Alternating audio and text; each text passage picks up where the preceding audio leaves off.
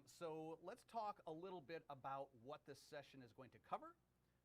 For those of you who are new to it, now this is something that we do here at INE on a monthly basis. So, if you missed last month's, no problem, you've got it right now. So let's talk a little bit about the course objective. This is not a technical course. This is not going to help you prepare for your CCNA technical studies. It's really designed for sort of 3 or 4 main purposes. Number one, I'm going to describe for you the testing experience for the CCNA. If you're thinking of going into any exam, whether it be an exam to get your driver's license, an exam to get a top secret clearance, or an exam to get your CCNA, you want to know what you're getting yourself into. You want to know, okay, what's it going to look like? What's it going to feel like? What should I expect the environment will be like? And so I'm going to describe that for you so you're not completely taken by surprise when you actually go to the testing center and begin your exam. I'm also going to help you to identify some common pitfalls when preparing for a Cisco CCNA exam. Preparing for a CCNA exam is not a one-day process. This is something that's going to take you several months at best, and it's going to take a lot of diligence, a lot of self-discipline on your part, and there's a lot of material to cover, a lot of things that you have to memorize. And along the way of studying, there's some common things that people do wrong that get them derailed, that get them sidetracked to where they just sort of give up on getting their CCNA. And I'll hopefully help you to pinpoint those so those don't happen to you. And also, I'm going to help you through the studying process. I'm going to help you answer questions like, what topics are on the CCNA? What level of depth do I need to study on each one of those topics? Where do I find study resources? Is it just enough to study from a book, or do I need to do some lab work? We're going to answer all those questions. So this session, let me paint for you the ideal learner for this session. So this session is really geared towards somebody who has already sort of thought out that maybe moving into the networking industry is something that would be desirable for them. And they recognize that they've heard about this test called the CCNA, this Cisco certification test that a lot of people seem to have. You think it's a good idea for you, but you don't really know much beyond that. You don't know how to pursue it. You don't know what the test entails. You certainly don't know how to prepare for it. And you want to learn about that kind of stuff. So is this really something I want to pursue or not? And if I do, what's my immediate future going to look like for the next 3 to 6 months as I prepare? So that's what this is for. Like I said, this is not to answer technical questions about various topics in the CCNA. That is in other sessions that I do. Now, as we go along here, because you guys are watching this via YouTube Live, at any point in time, you have the ability to submit a question. I can see your questions coming in right here. And, okay, hold on a second. I'm hearing that the audio is low. Are you guys still having the problem with the audio being extremely low?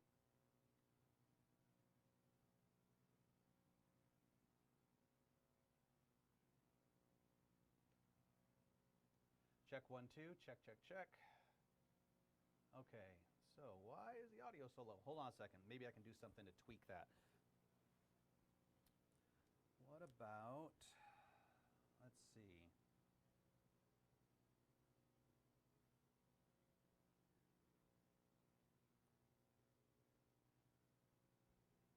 Check 1, 2, check, check, check. Check 1, 2, check, check. Check 1, 2. Okay, so how about now? How's the audio sounding to you guys at this point? Does it sound better? Does it sound like it's too loud and breaking up? I just changed a couple of little things on the mixer here.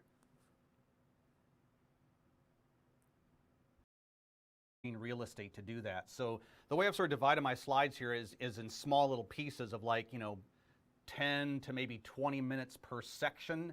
And then at the end of a section, I'll minimize those. I'll go into the live chat here and I'll see if there are any unanswered questions. So feel free to post your questions at any point in time. Like I said, we've been doing this month after month for several months now, and it has been my experience that several of you guys who are watching right now, or girls, either have already got their CCNA or are currently working on getting their CCNA. And I've noticed many, many times that when people submit questions, other people with more experience actually jump right in and they answer the question, which is great. I love that. So you're helping each other. Fantastic. So I just say that to mention that, while I'm giving my lecture here in each little section, feel free to type in your question. Somebody else will probably answer it. But when I'm done with my little 15 or 20-minute sections, I'll look, and if there's anything that looks like it was not covered, that somebody did not answer, I'll go ahead and jump in there and answer that. With one little caveat. Like I said, I'm gearing this towards the type of person that I described. So if you are asking questions that are outside the scope of this class, like, how much BGP is covered on the CCNP exam? How do I install Cisco's Viral in my laptop? Things like that really aren't in the scope of this. I'll leave that to others on here to answer. I want to make sure that when I'm doing the Q&A, I'm looking through the questions, I'm really answering the people who are right at the beginning, who have questions about the whole basic process and the whole basic test, okay? But put whatever question you want. I'm sure there's lots of people here that can answer it if I don't get to it. So that being the case, let's go ahead and move right on forward. So what I'd like to start with is by talking about the testing experience. How do you get your CCNA in the first place?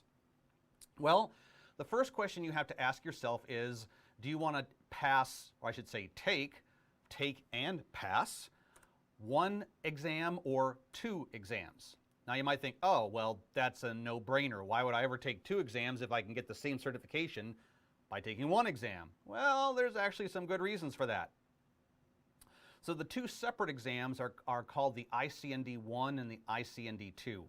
ICND, of course, is an acronym. Cisco loves acronyms, and that stands for Interconnecting Cisco Networking Devices. That's what that is.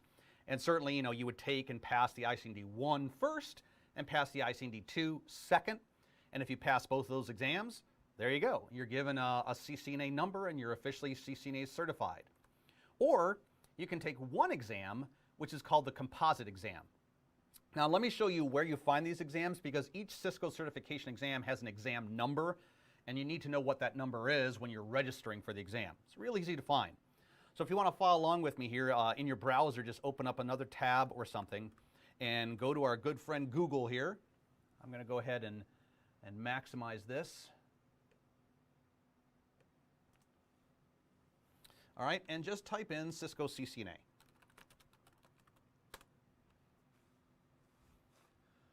Okay, so this, the second or third one, let's just do this one, CCNA Routing and Switching Cisco. Click on that. And if you scroll down just a little bit, you can see right here, here are the two exams. You've got the 200-125, that's the composite exam. Oh, hold on just a moment here. Bring up an extra tool.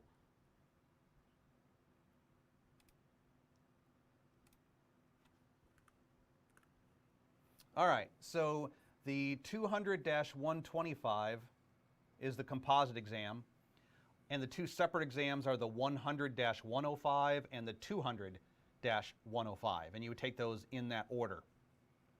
So once again, back to the question, why would I take the two exams when I can just take one? Well, here's the reason for it.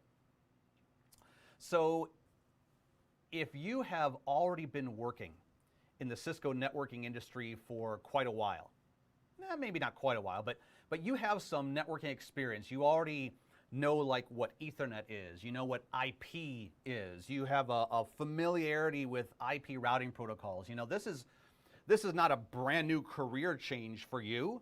You're already working in networking to some extent for, I would say, at least 6 to 9 months minimum. Then you can probably take the composite exam, the 200-125 CCNA. But if that doesn't describe you, if this whole world of networking is brand new to you, maybe you've been doing desktop support up until now. Maybe you haven't been doing anything technical at all. You've been working at McDonald's, or you've been working, as a hairstylist or something, and you want to go into the networking industry as a network admin. Well, then you're going to kill yourself if you take the 200-125. You will not enjoy life. So if that describes you, you're going to want to take the two separate exams. So the 200-125, the composite exam that you can see right here, pulls questions from both pools and combines them into one exam. So like I said, that's really best for people who have some level of existing networking knowledge.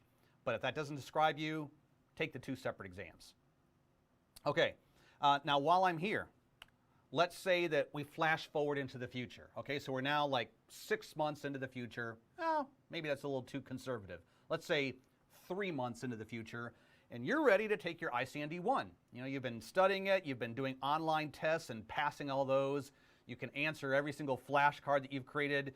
You're good to go. You feel confident. All right, so how do you sign up for this thing? So Cisco tests, these certification tests, have to be taken at a Cisco authorized testing center. And I'll show you how to get there. Let's just choose the ICND-1 as an example. So if I click on this, okay, and you see up here at the top where it says register at Pearson VUE. So Pearson VUE is the official company that Cisco has contracted to that has locations all over the world for you to go and take this test. So this is actually what's considered a proctored exam. A proctored exam means you have to go somewhere, you sign in, you sit in front of a computer, they have all sorts of video cameras pointing down at you to make sure you don't cheat, and then you take the test right there and you get your results right there. And like I said, Pearson VUE is the one who hosts that, and they have testing locations all over the world. So you got to register with them first. It's free to register with Pearson VUE if you haven't already done it. I'm going to sign in here.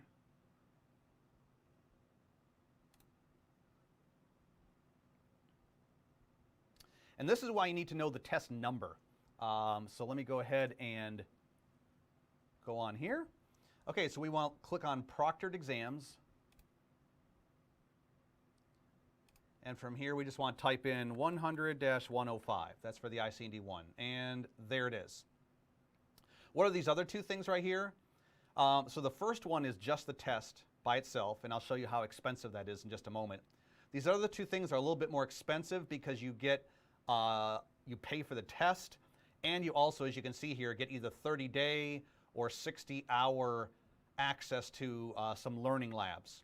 I think INE's labs are better than these learning labs, but you know, I'll let you make your own choice. But I'm just going to click on the first one right here. I'm going to click on Go. All right, you get to choose which language you want. I'm going to select English. My Japanese is a little rusty. And there you see. So it's $165 for the ICND-1. This leads to an answer of another question I get. Another common question people have is, well, will I save a lot of money if I just take the one composite exam as opposed to the 2 separate exams? And the answer is no. You'll save about $5. So the ICND-1 and the ICND-2 are both $165, which, what's that, like $330 if I'm doing my math right. The composite exam is like $320 or $325. So you're saving like $5 or $10 by taking the composite exam as opposed to these. So you're not really saving anything. So that should not be a factor. All right, so once you select this, you say, okay, let's schedule this. The next thing is it's going to have you type in your, click I accept. I'm not going to cheat. I'm not going to tell other people what questions are on the exam or what I saw. All right, now you're going to type in your address. Like, for example, this is the address of INE, where I'm working from right now. And I can click on search, and it'll show me the nearest testing centers to where I happen to be located. Now, I'm very fortunate. As you can see, there's, 5 testing centers within like a 20 or 30-minute drive of where I am. But hopefully, wherever you happen to be, it'll be something similar to that. So I'm just going to click this first one here, Carolina Career College. I'm going to click Next. And now I get to see the available dates and times. So look at this. I could actually take it tomorrow, the 2nd of February.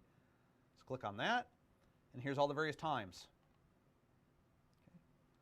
So, you know, let's just say I want to take it at 12:30. Click that.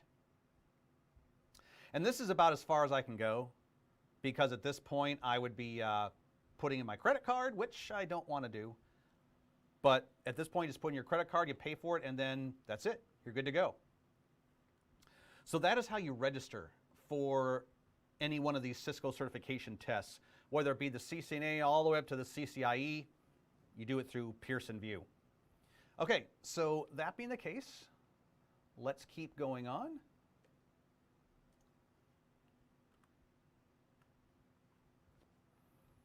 Okay, so we've talked about the tests themselves, the numbers, how you register for it. Now let me talk a little bit about what you should expect when walking into the testing center. What's that experience going to be like for you? All right, so here's what's going to be like. Of course, every testing center is a little bit different, but they all share some commonalities. So when you walk in, you're going to have to provide 2 forms of identification, like a driver's license and a credit card. They want to make sure that you're not having your really super smart friend who's a CCIE going in and taking your CCNA for you and pretending to be you. They're trying to avoid that kind of thing. So 2 forms of identification, you're going to sign in, and then you're going to give them pretty much everything but the clothes off your back. You're going to hand them your cell phone, your keys, your wallet, your watch. Yeah, even a little watch like this, got to give it to them. Anything that could possibly be used to cheat, you're going to hand that to them. So some of that stuff, you might want to leave it in your car rather than handing it over to them, because once they get it, they're going to lock it away. And this is where some testing centers vary. I've been to some test centers where they actually have lockers on the wall. You just find a locker, put your stuff in there, lock it up, and then you take the key with you. Other places, you hand the stuff to the person behind the desk. They unlock like a drawer in their filing cabinet. They put the stuff in there, and then they lock it up. But the point is, you can't take anything into the testing center that you brought with you except the clothes on your back and your eyeglasses. That's about it. No calculators, so no calculators are allowed, nothing. Now, what are they going to give you? Well, they're going to give you like 3 or 4 little resources. Number one, they're going to give you like an 11 by 17 laminated sheet of paper. They're going to give you 1 or 2 dry erase markers. They're going to give you a dry erase eraser, and they're going to give you some earplugs. Those are the 4 things that you should get. So what that's for is when you walk in there into the testing center and you sit down, that's where you can take your notes, right? If you're doing like a brain dump, right? Like let's say you're studying for your driver's license. You know, what's some common things that people do? They might memorize, okay, I have to stop 20 feet away from a stop sign. I have to stop 15 feet away from some railroad tracks. You know, little numbers like that are hard to memorize. And then before they take their test, they quickly write that stuff down. Same kind of thing here. You know, when you go into the CCNA before you actually start your test, you can use that laminated paper to quickly do a brain dump. You know, maybe you've learned some IP addressing subnetting like chart that helps you memorize things. The OSI model, you want to write that down. Just little things like that. But that's what's going to be used to write things down.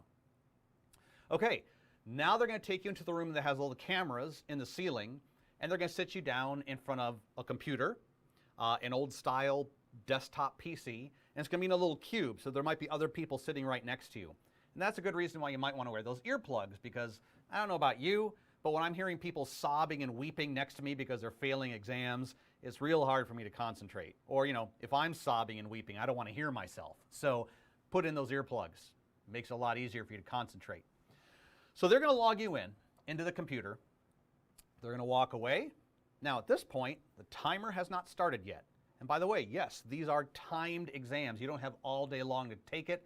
I'll show you as we go along in this course just how much time you have. But depending on the test, you have anywhere from about an hour and a half to 2 hours to complete it. And the moment you start it, there's a timer counting down. It's always in your vision, always stressing you out as you see the seconds flashing by. But when they sit you down, they log you in, that timer hasn't started yet, thank goodness. So there at the beginning, you have an option. It'll actually say on the screen, it'll say, would you like to do a run through of like what the exam questions look like? Now you're not going to have to do that because I'm going to show you here in just a second what the questions look like. So what I'm about to show you here is the exact same thing you're going to see as like a tutorial on how to go through the exam, on what the exam. Oh, now I know it. Too late. You already passed it. You can't go backwards. Okay, so be aware of that. You can only move forward in the exam.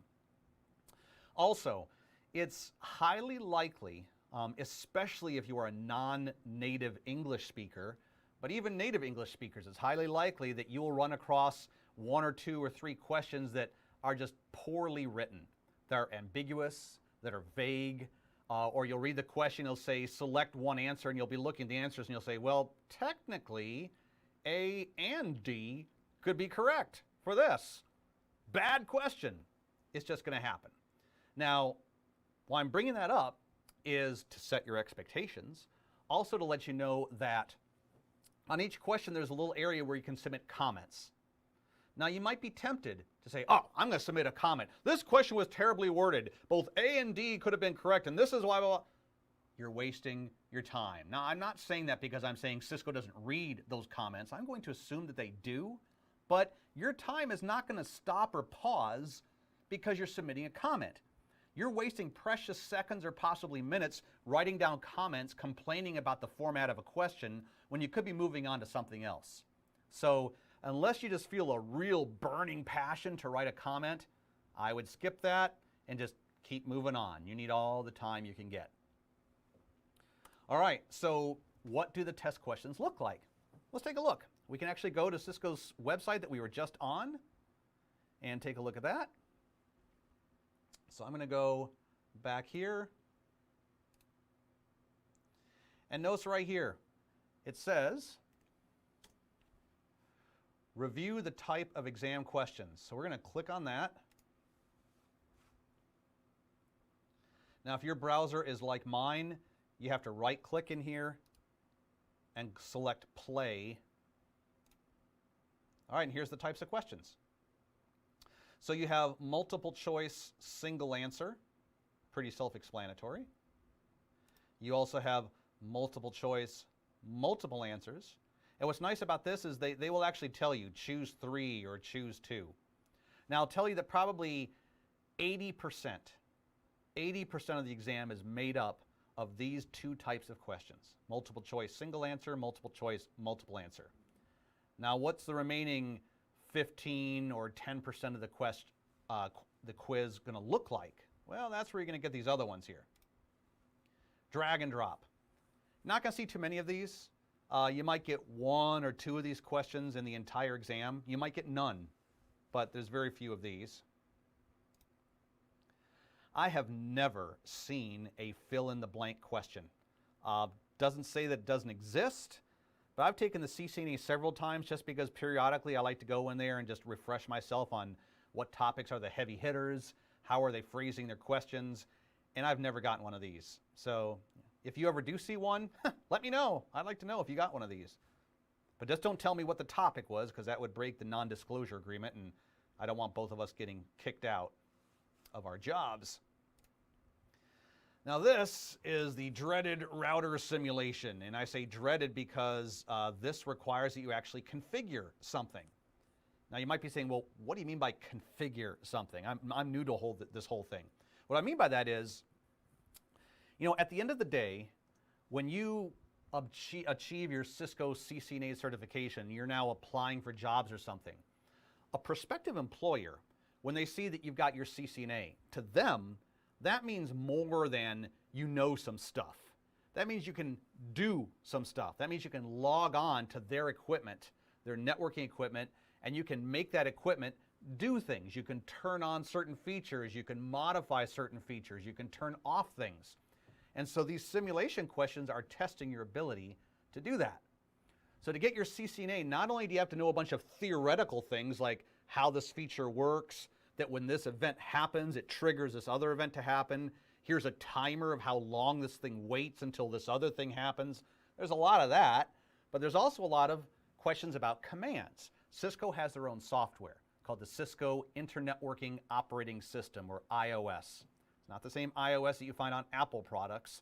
Cisco's iOS was out a long time before Apple's iOS was out.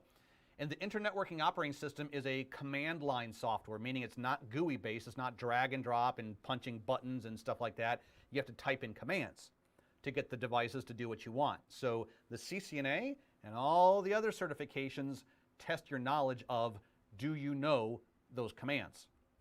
And these simulations are what's testing that. So in a simulation, up towards the top there, you'll be given some sort of problem to solve. It might say, configure this feature, or change this feature to operate in this way, or fix this problem, something like that. And then, like it showed you, I'll go back here a little bit. it'll show you a topology diagram, and you will click on any one of the devices that you want in here, and that will sort of emulate as if you were actually getting into the router or the switch. Now, router simulations are pretty much routers. That's why it says router simulation. So you'll select a router, you get into it, and now you'll have to know what commands do you type in to accomplish your objective.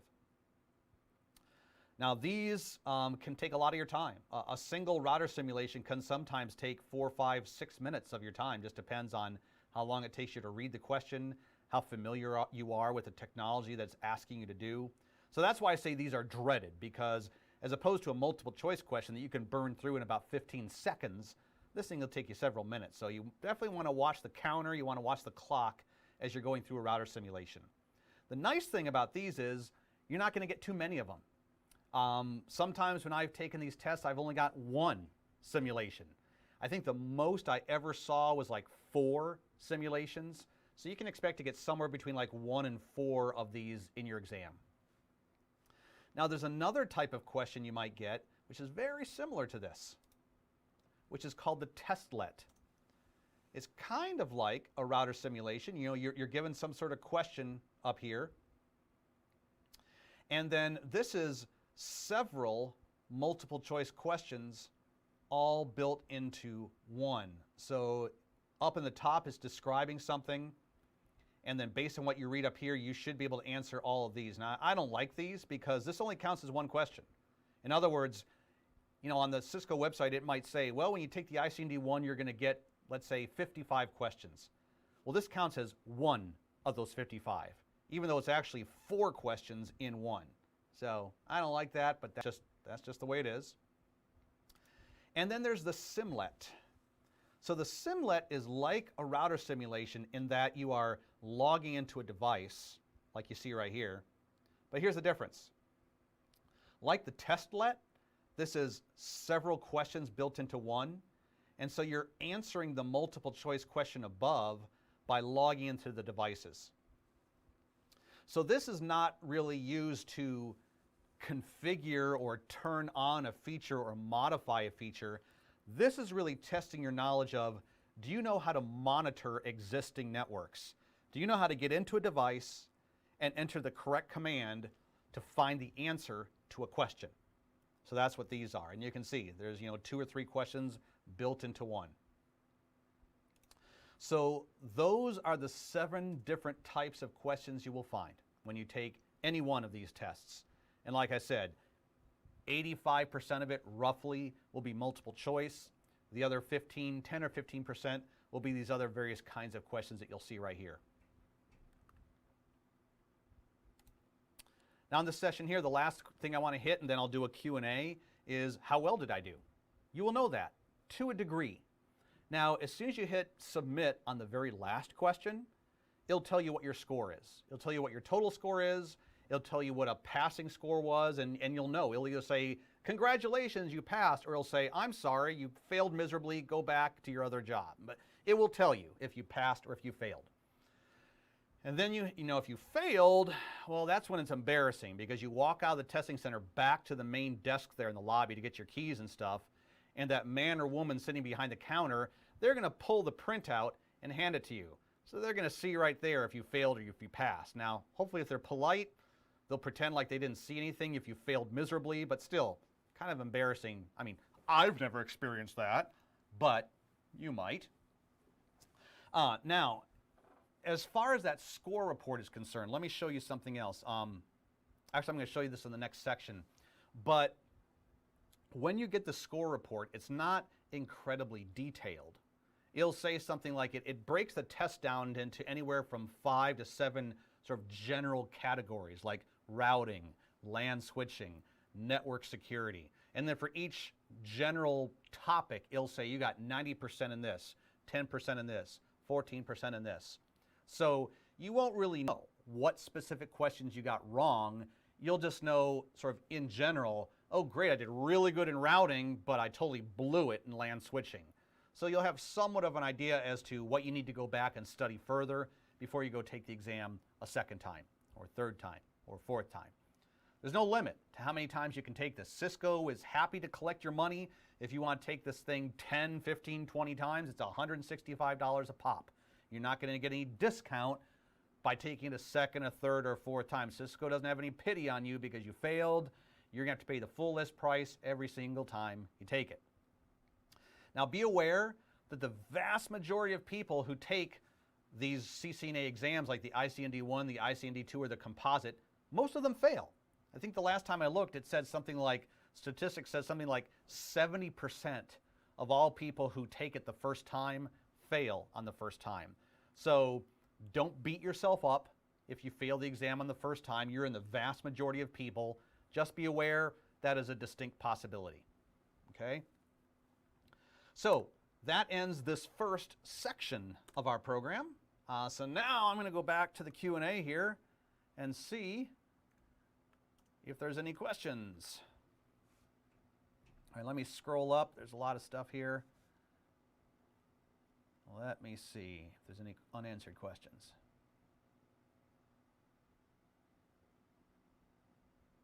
Okay, so someone asked the question, is this CCNA session about CCNA routing and switching or CCNA security? A lot of it is the same in that the format of the questions you're going to get is the same. You know, the testing engine is going to be multiple choice. It's going to be Simlet. It's going to be Testlet. That's the same. How you register for it on Pearson VUE, that's the same.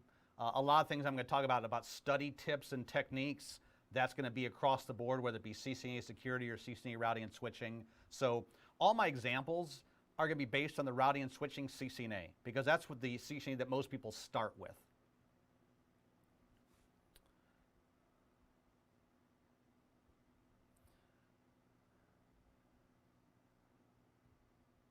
Let's see what other questions you've got. Is there a student discount for this exam? No. Everybody pays the exact same price, unfortunately.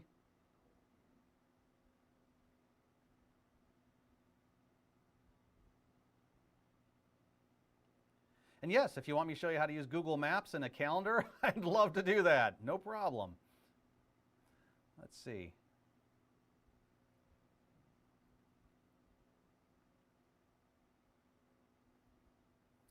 And for those of you who are into CCNA security, I mean, that's a great exam too. I have not taken that one.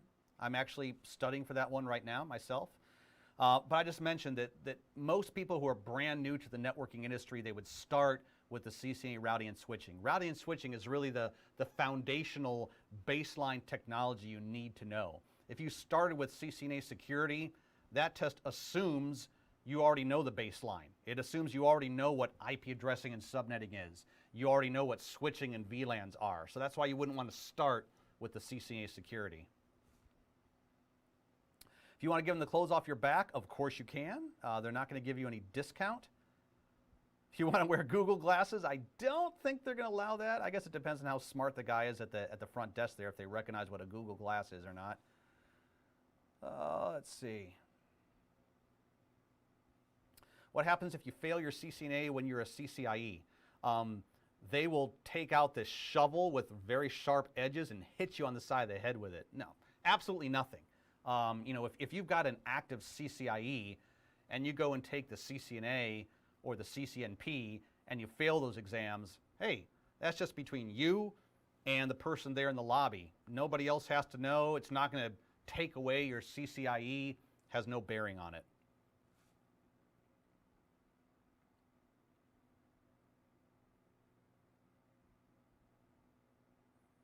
I will talk about study tips in just a moment.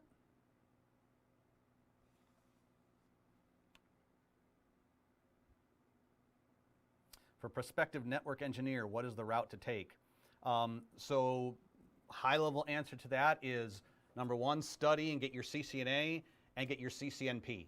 I would not advise you to submit any applications or do any interviews for any network admin or network engineer jobs until you've got both your CCNA and your CCNP. Why? A couple reasons. Number one, ton of people out there who just have a CCNA. You're going to be competing against lots of people, so you're not going to stand out in the crowd just because you have a CCNA. Second reason, the CCNA is good, it's hard, There's a lot of stuff you have to know for it, but there's still a lot more foundational routing and switching technologies you have to know that you don't get to until you get to the CCNP level. So I always advise people, get your CCNA certification first, then pass the 3 exams that are required to get your CCNP in routing and switching. At that point, if you want to branch off into a different specialty like collaboration or security or data center, you're well positioned to do that. If you want to keep going up the silo and now get your CCIE and routing and switching, you're well positioned to do that as well. But there's a lot less people who have CCNPs than CCNAs. So I would definitely recommend that you get those 2 certifications before you even start thinking about looking for a job. All right, so it looks like we're at the bottom of the list right here. Let's keep on going.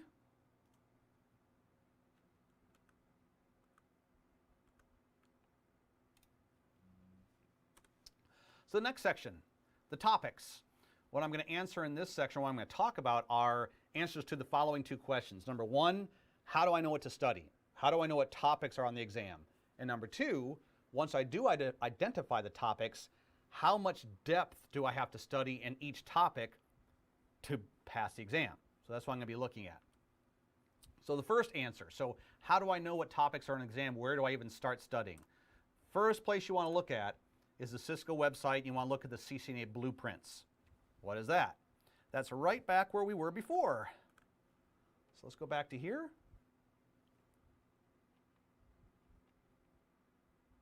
Here we are right here. All right, so I'm going to make this a little bit bigger, make it a little bit easier for you guys to see. All right, so I'm still under ICND 1, but every single certification exam has this. Somewhere on the page, it should say review the exam topics. And this will take you to what we call the Cisco blueprint for that particular exam. So here are the overall topic levels. And when you actually are done taking your exam, this is where it's going to tell you. It's going to say, okay, you got 95% correct in network fundamentals. You got 15% correct in LAN switching fundamentals. Now, clearly, this right here is not enough to help you study. We have to get more detail. That's why on the right, you would click on Show Details. So let me click on Show Details, for example, of LAN switching. And if you scroll down right here, you can see these are all the details of the things that you could potentially be tested on in the CCNA.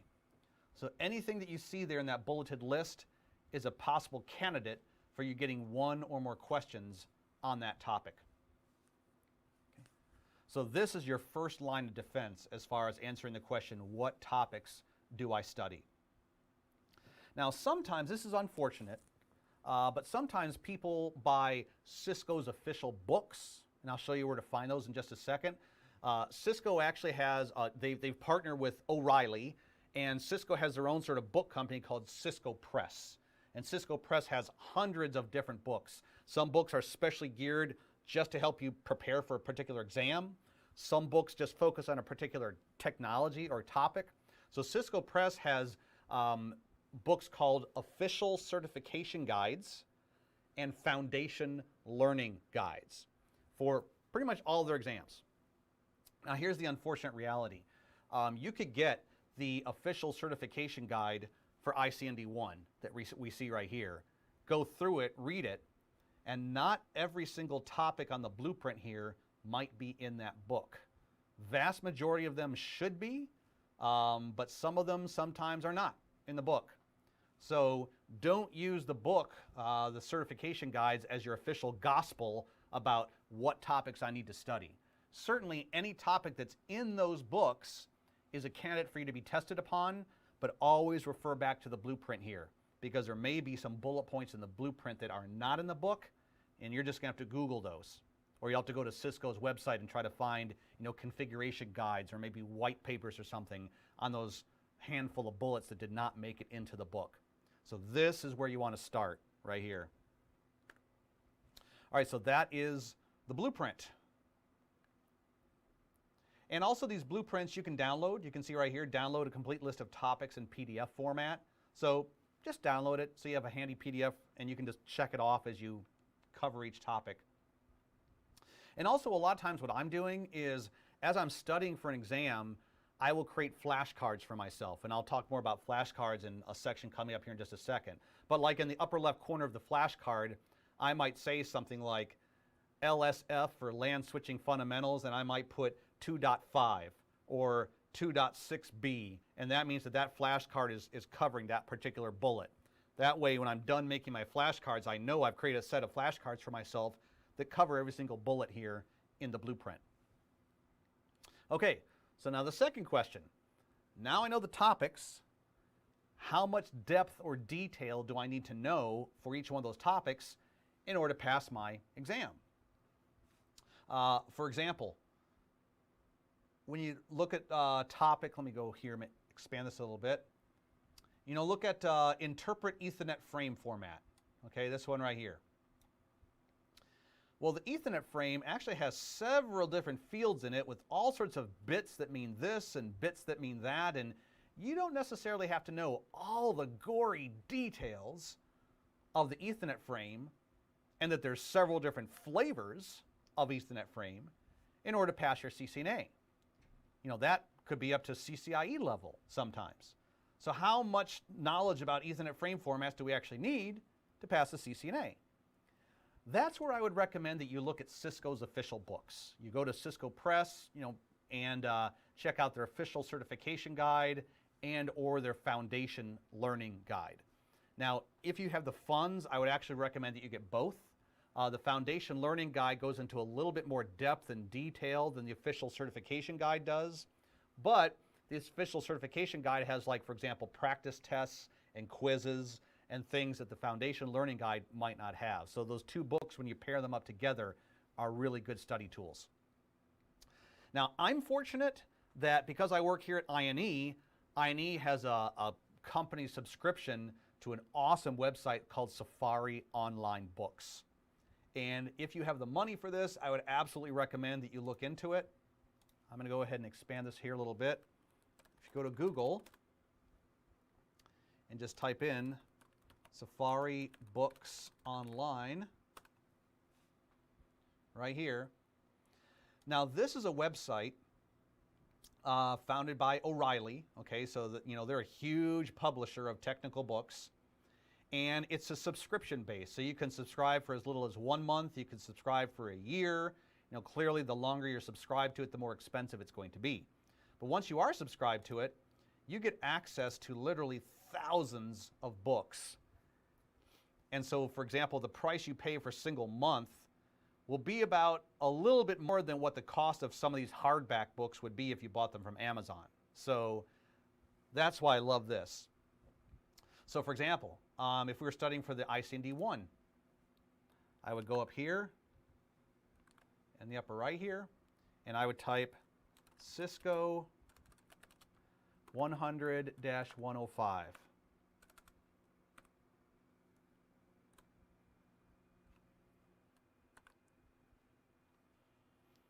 And what you're going to look for here, you're going to see a lot of books from a lot of different authors and a lot of different publications.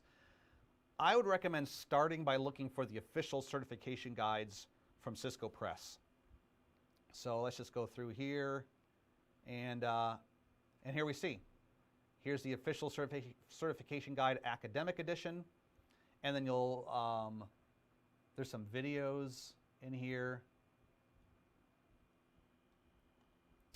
What you'll notice a lot of times is with the official certification guides, you'll see both an academic edition and a non-academic edition. And sometimes people ask, well, what's the difference between those?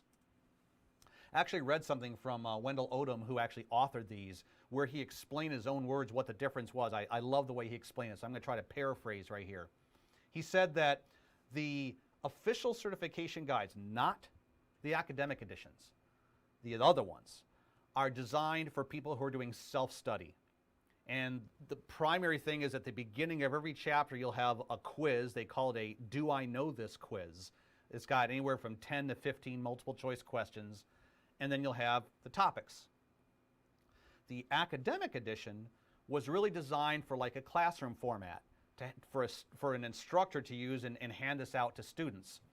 And the way he phrased it, I thought was really good. He says a lot of times when you're going to a class, you'll learn something, and then you'll take the test.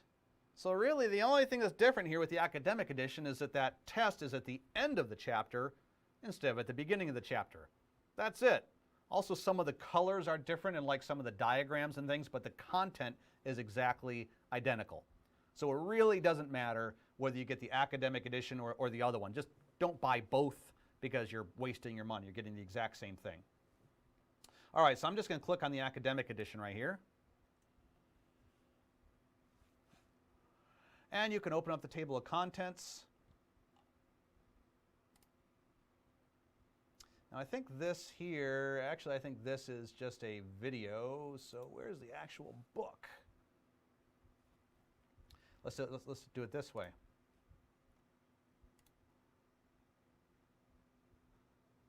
I'm just going to type in Cisco ICND 1 official.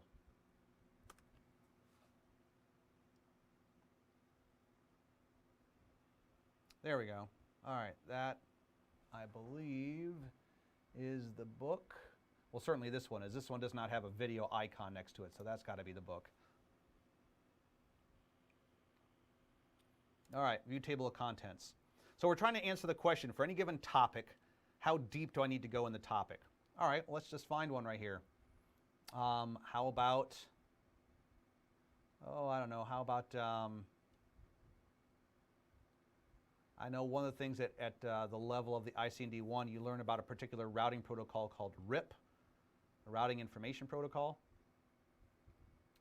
And let's see, where is that in here? Virtual LANs, troubleshooting Ethernet LANs, IP. There's a lot of stuff in here. If you were actually to buy this book, this would be about 3 or 4 inches thick. These are massive books. You know what? Let's just do a search. RIP.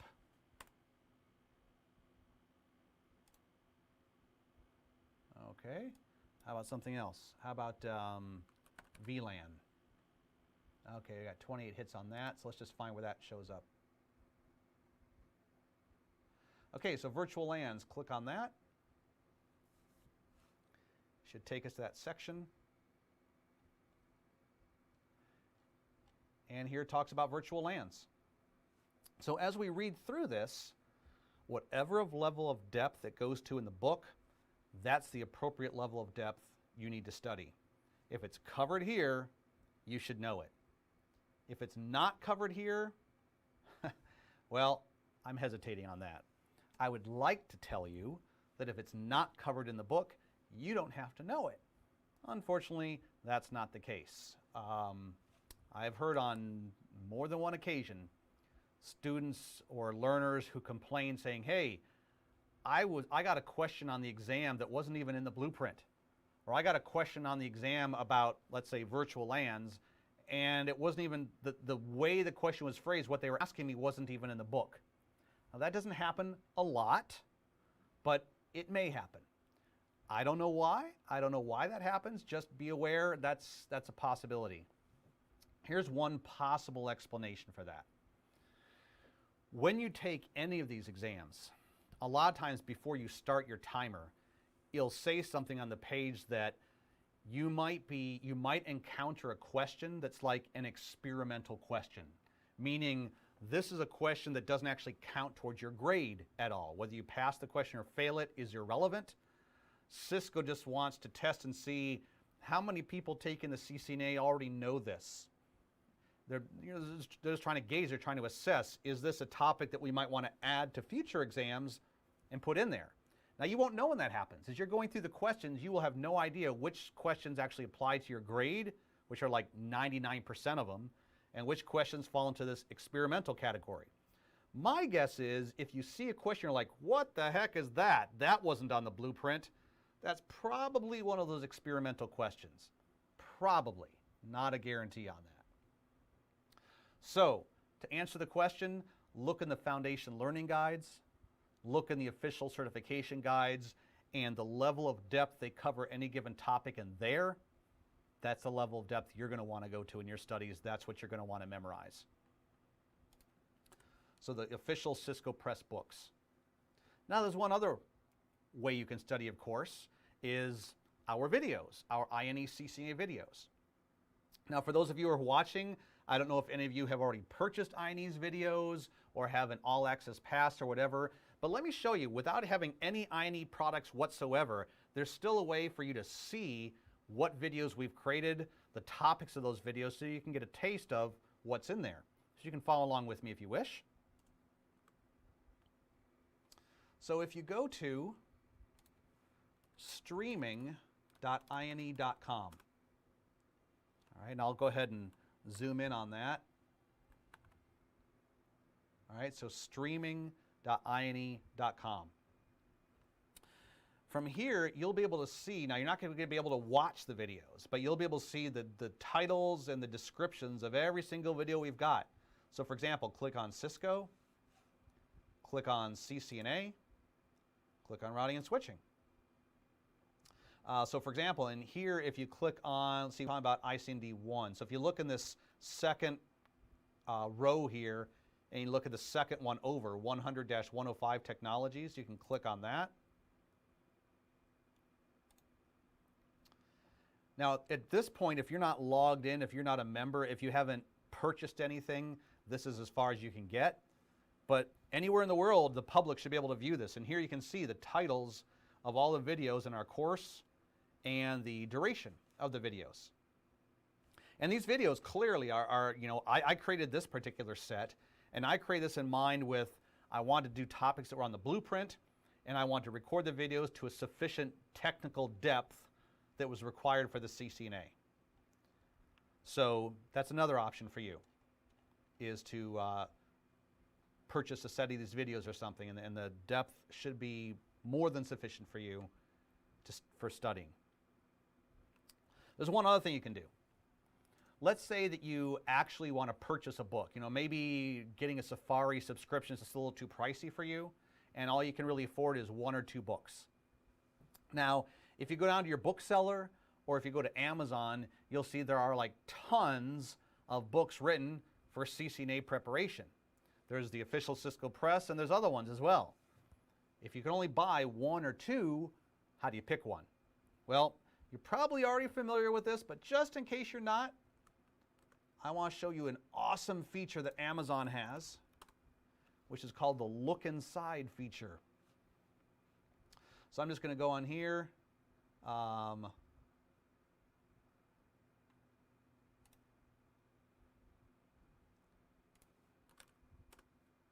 I'm going to type in Cisco ICND1 in books.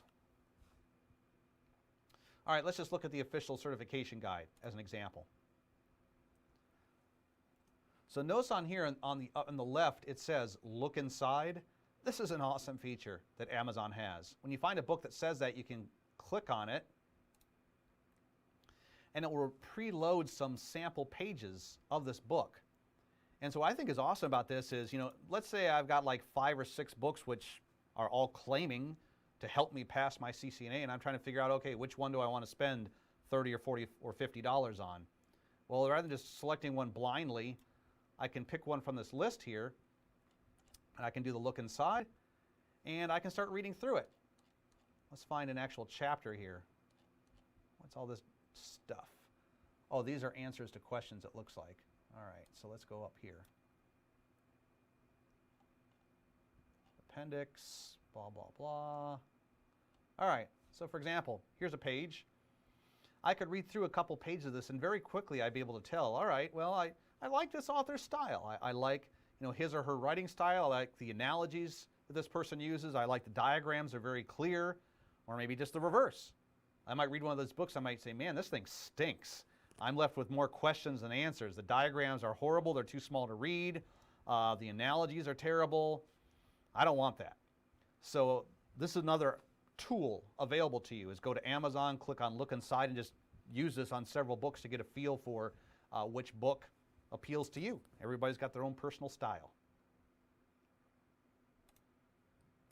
And that concludes this section right now. So let me go back to the Q&A and see if there are any unanswered questions.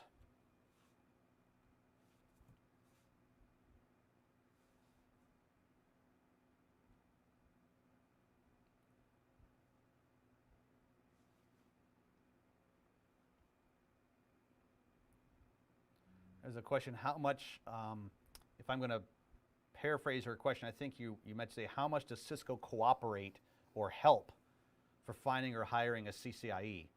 Not at all. You know, if you are a CCIE and you're looking for a job, Cisco is not going to be of any help for you. Now, if you're looking to hire a CCIE, I believe, it's been a long time since I've looked, but I believe that Cisco, if somebody applies to your company and they claim to be a CCIE and they give you their CCIE number, somewhere on Cisco's website, I'm not sure where it is, we could probably find it if we Googled it, is a page where you can actually type in somebody's CCIE number and it will tell you if they're an active CCIE, if it's expired, or if their number is just completely made up. So that's about the only help that Cisco will give you for that.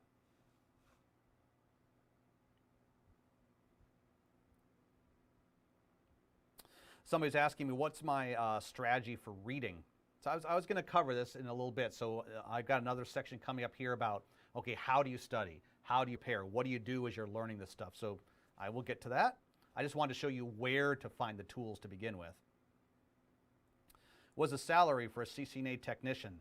That really depends. Yeah, David Munoz there is answering very well. It depends on location. Exactly. If you go to, there's a lot of websites like payscale.com and other ones like that, but it seems like here in the United States, someone who's getting an entry-level job as a network admin can expect, it's still a fairly wide range, but can expect to receive anywhere from like a minimum of about $45,000 a year up to about $60,000 or $65,000 a year. So clearly, if you're a network admin in like New York City, you're going to get more of a starting salary than if you're a network admin working in some small, you know, town in Kansas somewhere.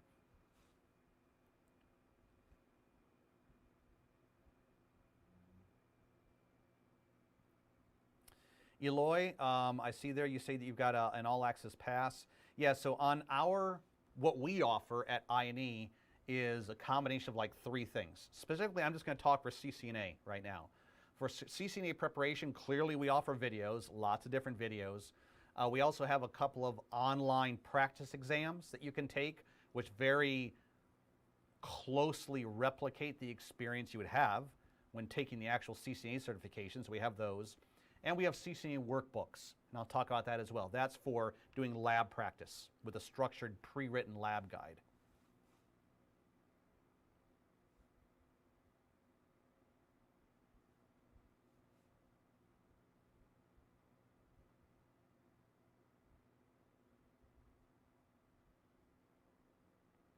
Oh, someone's going to attend my CCNA bootcamp in March. Awesome. Looking forward to seeing you there.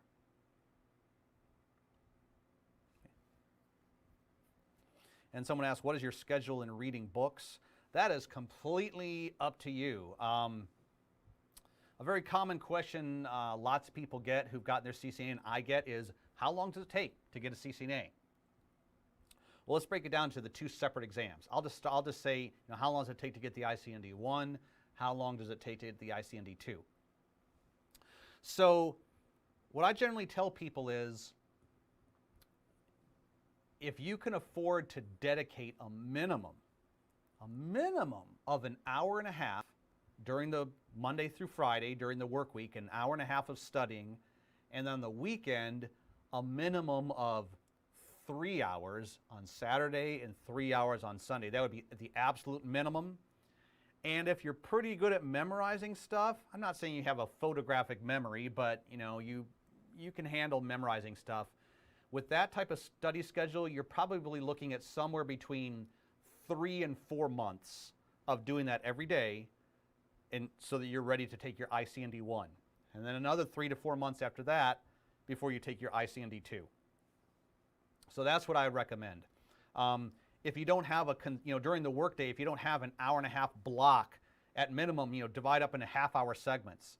Like from 10:30 to 11, take a 30-minute break if you can and study, right? And then from 3 until 3:30, take another 30-minute break. But you're going to want to somehow find or carve out a total of 90 minutes a day, Monday through Friday, and then 3 hours on Saturday and 3 hours on Sunday, if your objective is to get your CCNA within a 6 to 8 month time frame.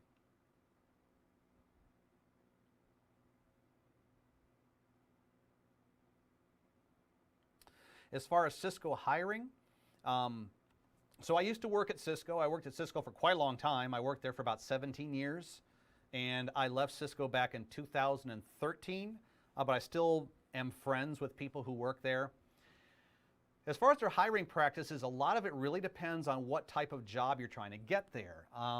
You know, if you're trying to work, you know, in their own internal IT staff on their own internal Cisco network, well, they're not going to hire anybody with less than a CCNP, probably a CCIE.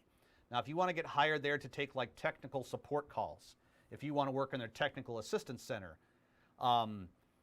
they have programs there that will hire people with next to no knowledge, and internally they will train you and they will ramp you up through their own internal training programs.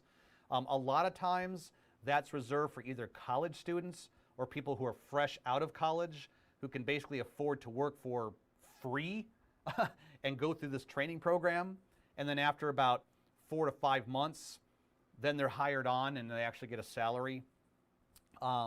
If that's not you, you know, if you're already, you know, in your late 20s, 30s, 40s, 50s, and you want to go get a job at Cisco, I would recommend that you have at least a CCNP if you're applying for a technical position at Cisco, at least a CCNP.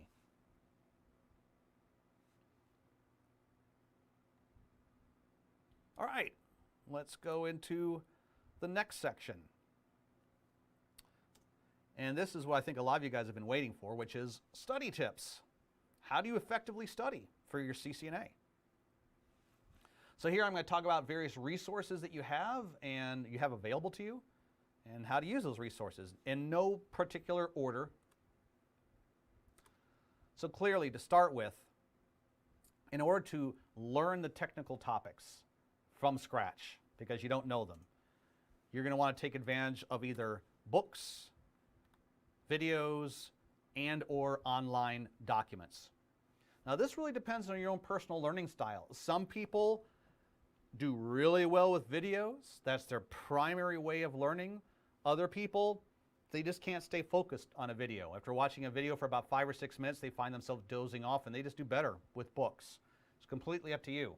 I would definitely recommend mixing the two. And here's the reason why. There is a lot of nitty-gritty little data that you have to memorize for the CCNA. Like, you know, here's a number that you have to memorize. Here's a timer you have to memorize. And a lot of times videos won't have that, because a video is not going to be very effective if it's just page after page of charts saying, here's a value, memorize this. Here's a value, memorize that. That's really what books are good for. So videos are really good for learning topics like, how does something work? You know, if this happens, how does it affect this? Why would you use this feature in the real world? Under what circumstances would you use this? What problem does this feature solve? Diagram it out and see how it works with other features. Videos are great for that. Configuring it, seeing somebody in a lab environment typing it in, explaining what they're typing in as they type it in, demonstrating, hey, here's what something looks like when it breaks. Oh, see that message right there? That means this. Videos are great for that. But alone, they're not sufficient. You will definitely want to supplement watching videos by reading books as well to get that nitty-gritty little factoid and factual data that you're just going to have to memorize in order to pass the test. I also find online documents to be really useful. Me personally, when I'm studying for something, just reading it once in like one page of a book doesn't have it sink in for me. This is just my own personal learning style, but a lot of times when I'm learning about something, I have to read about the same topic from like 4 or 5 different sources for it to click. You know, reading 4 or 5 different authors explain the same thing, seeing them draw their own unique diagrams, that is what makes it click for me. So when I'm reading something, I'll typically start with like Cisco's official certification guides, but then I'll supplement that. For example, you know, one of the things you have to learn about for your CCNA is something called port security. Well, port security is in the official certification guide, but in addition to that, you know, I would go to Google, and in order to ensure, now if I just type in Cisco port security, I'm going to find a lot of stuff on that, but I might find stuff that's well above and beyond CCNA level. So what I'll do is I'll preface it by typing Cisco CCNA and then port security. And hopefully that'll narrow it down to just more CCNA related stuff. So you can see there's a lot of websites out here. Study-ccna.com. Cisco's got their own website, with all their stuff, the Learning Network. Packetlife.net, that's a really good one. So if I click on that, see, so reading through this, it's probably the exact same topics that you find in the book, but it's written in a different way. It's got different examples, different analogies. And so I like researching stuff like that as well. Okay. So that's what you're going to want to do. And I already showed you on INE's website. If you just go to streaming.ine.com, you'll see all the videos we have, and you'll see the various topics we have. Practice exams. As you're studying, you want to utilize as many practice exams as you can get your hands on. I mentioned that INE has some practice exams. Let me show you where those are. So I'm going to go ahead and log in here to the members dashboard so I can actually access one of these practice exams. All right, all access pass, Cisco, CCNA, routing and switching. All right, and where is the practice exam? Let's see here. Well, here's one on the 4th row down, practice exam. Let me just do a quick search because we do have a couple of other ones. CCNP practice exam.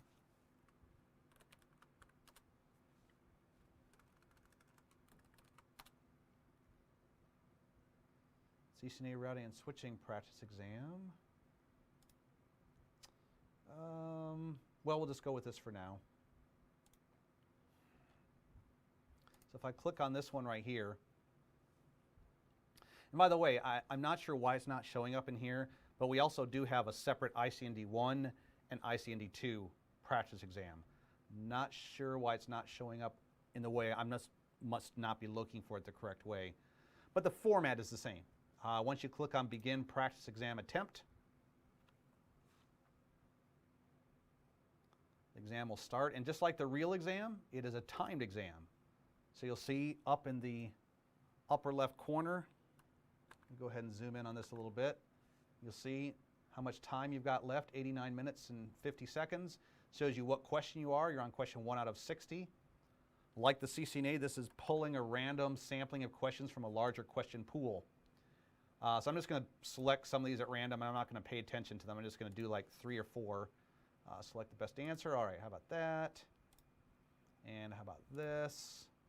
And select the best answer. All right, do this. Now, let's say that I've answered like 30 of these questions, and I think, okay, I'm done. My break is over, or I need to, get back to work, or, my wife is asking me to clean the dishes. I don't have any more time, whatever. You can click End and Submit for grading.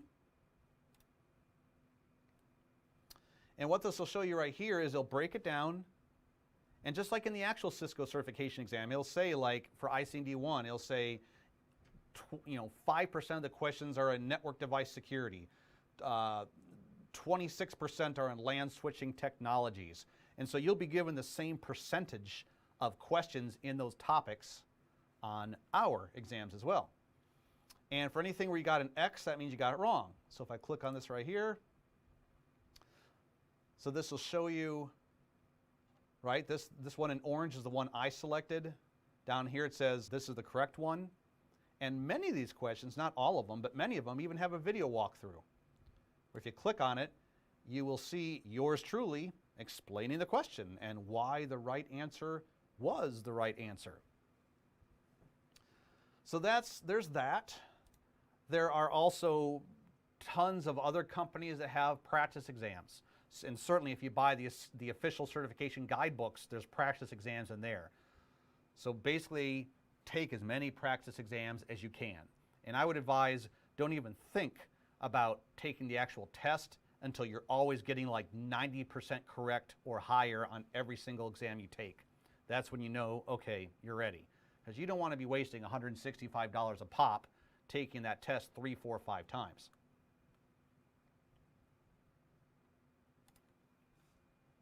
Flashcards.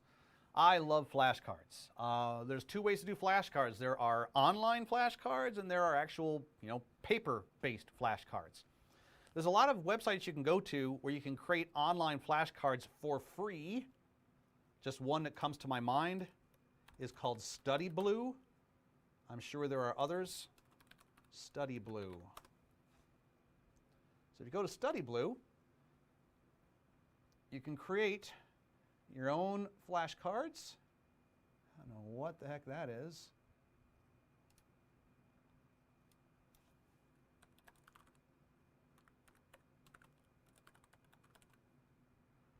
It's been a long time since I've gone on here, so I probably don't even remember what my password is. Let's just see. Oh, look at that. That must have been right. Okay. So for example, I create some flashcards here if you want to take my INE CCNA bootcamp to see, okay, do I know enough prerequisite information to even attend the INE bootcamp? And here's just a handful of flashcards I created. So this is free, so you can create online flashcards. I personally prefer to create flashcards using an actual like 3x5 note card. And here's why. It's been scientifically proven that the more of your 5 senses you get involved in something, the more easy it is to retain knowledge, to learn something. So if you actually have a real flashcard and you're picking up your pen and you're thinking, okay, what's the question? You write the question down and on the back you're writing the answer. Well, now you're not just getting your sense of sight involved, you're getting your sense of touch involved as well, right, as you're writing it down. So you're getting 2 out of your 5 senses involved in the process. Plus, another thing I like about written flashcards is you can take them with you anywhere. Take them with you in the car, right? When you get to that red stoplight for the 15 or 30 seconds you're waiting there, whip out a flashcard, quiz yourself on something. When you're sitting at the dinner table, whip out a flashcard. When you go into the bathroom, you get the idea.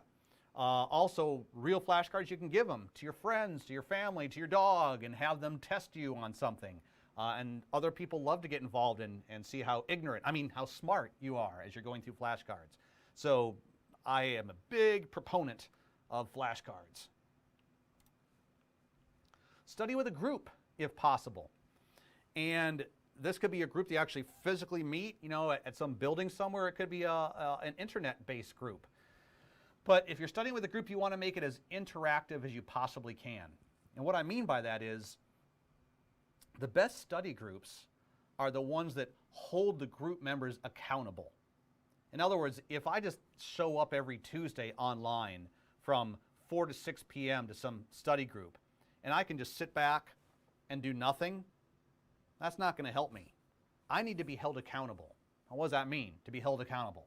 Well, for example, if I was creating a study group online, I would do things like I'd say, okay, everybody, this week we're going to read chapter 3, pages 1 through 7 in the official certification guidebook. And these are the topics we're going to cover. Next week when we meet, it's the expectation that everybody will create 2 multiple choice quiz questions. And we're going to distribute that amongst the group members, and every group member is going to have a chance while we're on the call to answer the questions. Okay, so you're going to be responsible for making group questions. Oh, in addition to that, part of being in this group is that everybody has to teach something. So next week, John, we want you to teach a 10-minute presentation on anything in chapter 2. The week after that, Sally, we want you to teach a 10-minute presentation on OSPF, because there's no better way to learn something than teaching it. Trust me, preparing your presentation to teach others, that will force you to learn something. So that's what I'm talking about a group that keeps other people accountable, where everybody is forced to be interactive, everybody has certain expectations that you have to participate, you have to contribute, and that I think is the best type of study group. Refer back to old topics often. Like I said, these books, if you buy them, are like massively thick. There's a lot of stuff in there. You know, I feel so bad for people. Sometimes people come to my CCNA boot camps. They say, oh yeah, my manager said, oh, just go to Keith's boot camp. We'll get your CCNA the following week and then you're good to go. And I think, okay, that manager is clearly somebody who has no knowledge of what a CCNA is. It's not something you can just go to a 1-week boot camp and then pass an exam. It's not like that. So there's just a lot of stuff in there. I mean, the CCNA is no easy exam. You know, anybody who tells you it is, anybody who scoffs, oh, CCNA, that's nothing. Yeah, well, that's somebody who's, I don't have anything very nice to say about somebody like that, because the CCNA is a tough exam, especially from somebody who's coming from ground zero who wants to pass it. So what does that have to do with this? Well, it would be very easy for me to like be studying for my CCNA, and I'm, you know, 9-10 weeks into it. In a 15-chapter book, I'm up to chapter like number 8, and I've pretty much forgotten everything I studied in chapters 1 through 5, because it's been weeks since I did that. That's not going to help you. So you want to refer back to old topics often. This is where those flashcards will come into play. When I create my flashcards, like I said, up in the corner of the flashcard, I will group them into sets. I'll say like, okay, these 15 flashcards are for chapter 1. These 18 flashcards are for chapter 2.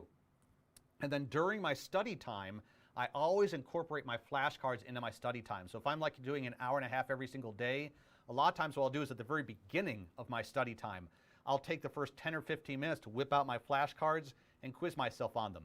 And the ones I get wrong, I'll set those aside. And at the end of my study time, I'll take another 10 or 15 minutes to go through my flashcards again, highlighting or emphasizing the ones I got wrong.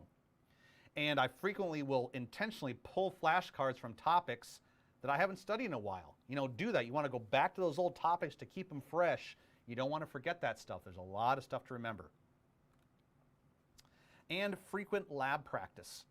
This is also very important because, like I said earlier, if you're applying for a job, they expect that not only can you explain how something works, you can actually log into a router switch and get it to something. You know the commands. And the CCNA is going to test you on that, not only in those router simulations, but there's going to be a lot of multiple choice questions that test you on your knowledge of commands. It might say, of the answers below, which is the correct command to do this, this, and this? And it'll show you like 5 different commands, and you'll have to pick which one is right. So you can't answer that if you don't know what the correct commands are.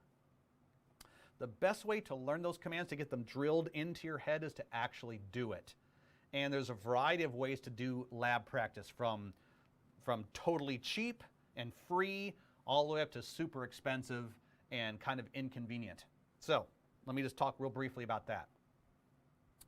Fortunately for you guys who are thinking of pursuing your CCNA routing and switching exam, there's a completely free tool that you can download onto your laptop where you can create your own labs and practice.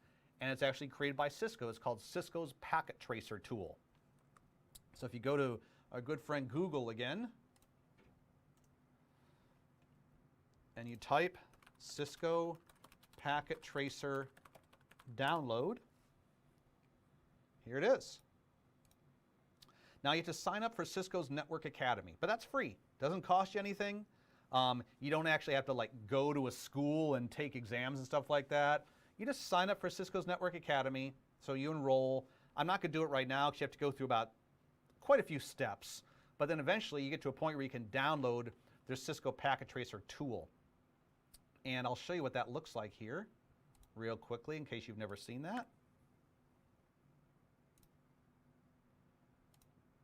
All right, so Cisco's Packet Tracer, let me open that up.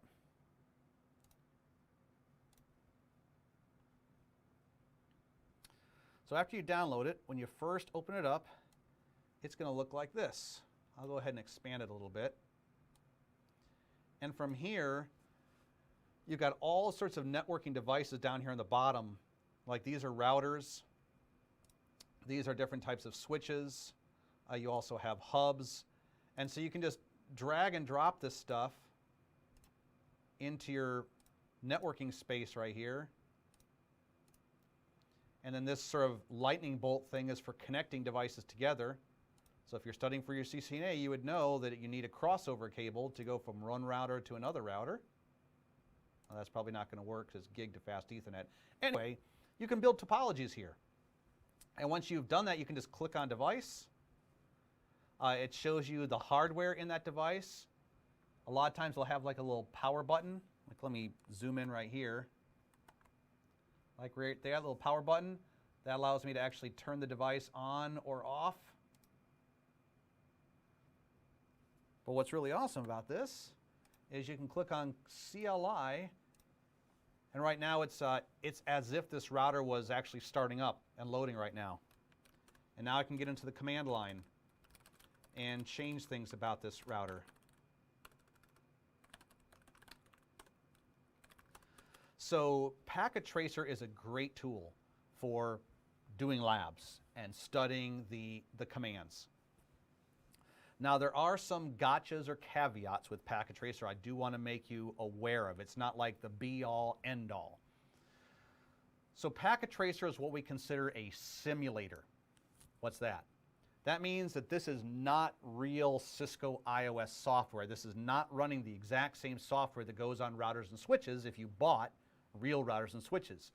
This is some software that somebody at Cisco or a team at Cisco created to look and feel like Cisco iOS, but it's not real Cisco iOS.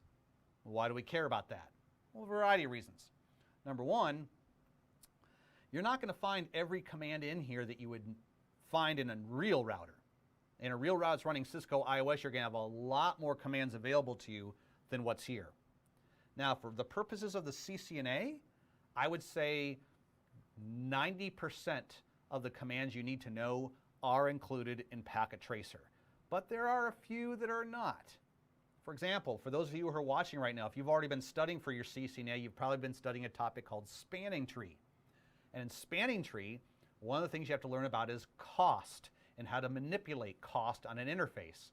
As it so happens, you can't do that in Packet Tracer. The command for manipulating the cost of a spanning tree interface is just not there. And yet, that is something you need to know to pass your CCNA. Now, like I said, by and large, 90–95% of the commands you would need to have memorized for your CCNA are included in Packet Tracer, but there are some that are not.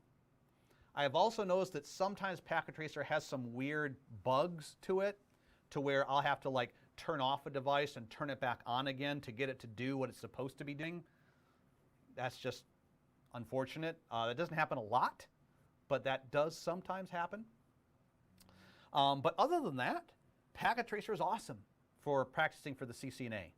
Now, if you pass your CCNA and you decide, okay, I want to keep going with like CCNP, well, that's where Packet Tracer falls pretty short. A lot of the more advanced technologies and stuff that you need to know for the CCNP are not included in Packet Tracer. Great for CCNA, not so great above and beyond CCNA. But this was designed for the CCNA. That's why they built this tool. So I'd recommend downloading this. Totally free, great tool. So the next thing you could do, if for some reason or other you don't want to do Packet Tracer, like I said, this is a simulator. There are a couple of other tools, there's like 2 or 3 other tools which are emulators. Now, what's the difference between a simulator and an emulator? One emulator that I'm fairly well versed with, that's also free, let me show you here, is called GNS3. You can just type in GNS3, gns3.com. Now from here you can download GNS3. I don't have it downloaded on my laptop right now, so I'm not going to waste your time viewing that. But GNS3 is an emulator. What does that mean? So there were some very smart people that work for GNS3 that started GNS3, and they thought, Cisco's iOS software is really cool. We'd like to be able to create our own labs using real Cisco iOS software. But we don't want to go out and buy real routers because that's expensive. It consumes a lot of electricity. When I create my own home lab, I got to worry about, my cat jumping on the router and getting electrocuted, all sorts of reasons why I might not want to create my own home lab. But I want to use real Cisco iOS. They thought, well, the software, Cisco iOS, when it starts up, the brain or the CPU of the device that's running Cisco iOS assumes that it is inside of a router. And so it says, okay, I'm inside of a router, so memory should be over here, interfaces should be over here, and this is how I'm going to work. And so the designers at GNS3, they said, wouldn't it be kind of cool if we could create some software application that tricked Cisco iOS so that Cisco iOS could actually run on your laptop or on your PC, but when it started up, it thought it was running in a real router. And that way we could create virtual labs in our PC using real Cisco iOS, and it didn't know that it was actually on a PC and not on a router. That's what we mean by an emulator.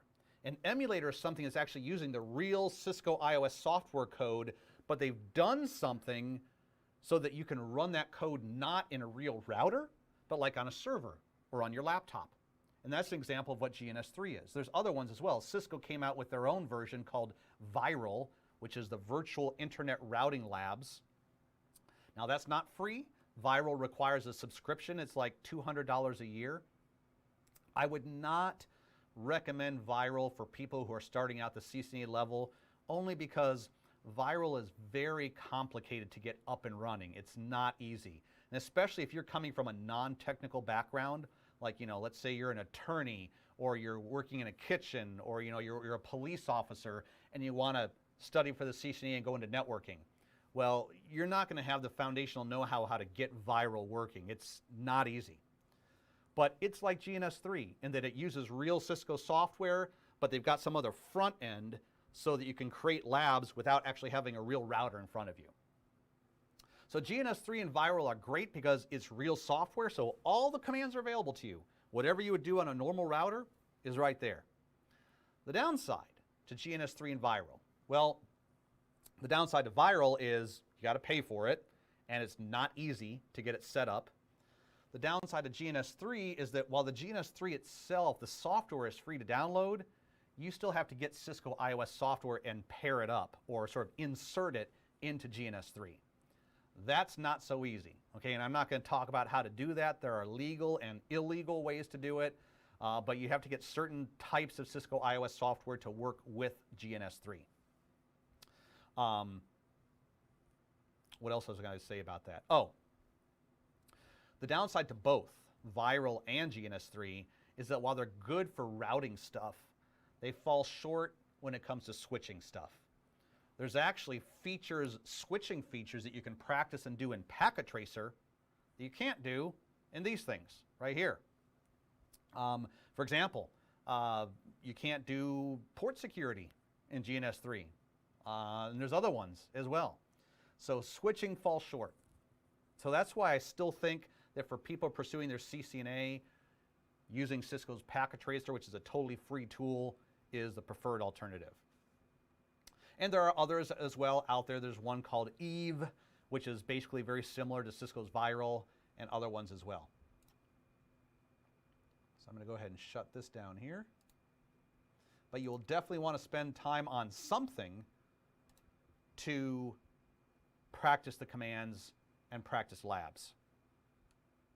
Now also, as far as labs are concerned, there's two types of people.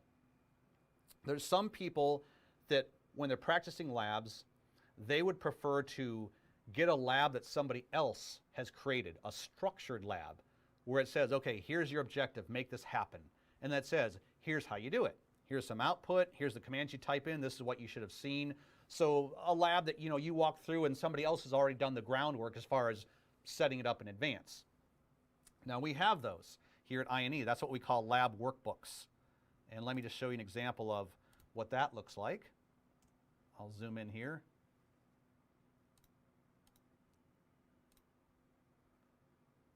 I'll show you our ICND1 workbook.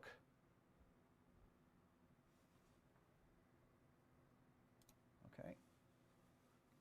So our workbooks are written around the assumption, at least up until now, that you are actually renting time on I&E's racks. And that's actually a third way that you can get lab time, or you can practice labs, is there are companies like ours, like I&E, that have racks of real equipment, and for a fee, you can rent time on that rack for as little as like 30 minutes or an hour, or as long as you want, and how much you pay is based on how much time you use. So these workbooks here were written around the assumption that you are renting time on our racks. So just keep that in mind. And I'll show you how to do that in just a second. So all of these are based in tasks. So like VLANs, that's a task. If I click on this, so like right here, it'll say, okay, here is the topology you're going to be creating. Here it gives you the objectives. Configure this, configure that. And then once you think you've got it working, you can click on configuration, and it shows you, okay, here are the commands you should have typed in. And when you do some various show commands, here's the output you should have seen. And then you move on to the next task. And you can see there's lots of tasks. Each one of these things here has several different tasks built into it. So these are pre-structured labs. Other people are more like, I get the most benefit when I create. I want to make liberal use of the question mark to see what commands and things are available to me. So once again, you can do that in Packet Tracer. You can do that using I&E's rack rentals. That's another way, is just use your time to create your own labs. It's really up to you, your own personal learning style, which works best. Now, as far as I&E rack rentals are concerned, let me just talk real quickly about that so you know how that works. So I&E's rack rentals work based off of something called tokens. And so what you do is, at first, you buy tokens. And when you rent time on a rack, and we have different types of racks. We have a CCNA rack, we have CCIE racks, and different racks of equipment cost different tokens per hour.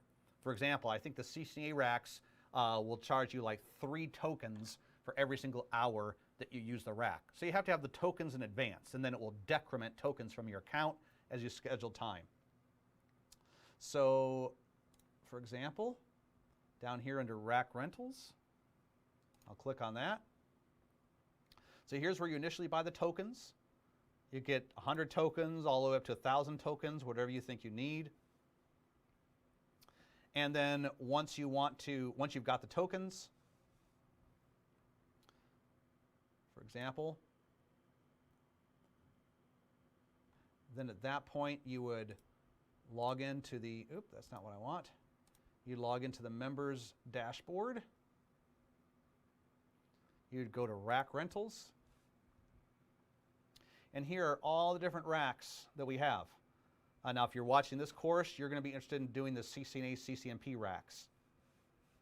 And if you rent time on this, which is 3 tokens per hour, what you're going to get is you're going to get access to 3 physical switches and 4 physical routers. So this is not emulated, this is not simulated equipment, this is real Cisco routers and switches that you are renting time on. And like I said, you can rent as little or as much time as you want. You just have to have the tokens to do it. Okay. All right, so that covers frequent lab practice. And then the one other thing I'd recommend doing as a study tip is to get familiar with Wireshark. What is Wireshark? So when your laptop or PC is connected to a network, whether it be a wireless network or an actual wired Ethernet network, either way, your laptop, your PC is seeing a lot of network data, a lot of information, some of which is meant for you, some of which is not meant for you, but your laptop is seeing it and saying, oh, that's not for me, I can ignore that. Well, a great way of studying and learning is to download the Wireshark tool, which is free. You can just go to wireshark.org. Let's bring that up right here. Wireshark.org. And you can download Wireshark. And then when you start it up, basically what Wireshark does is when you start it up, it actually shows you every single piece of network data that your laptop has seen, either coming in or going out of your network adapter. And you can see it graphically, stuff that is just normally under the hood, behind the scenes. You have no idea what's going on. So for example, I think I've got Wireshark on here. I can just start up for you real quick. There we go. All right, so let me show you this.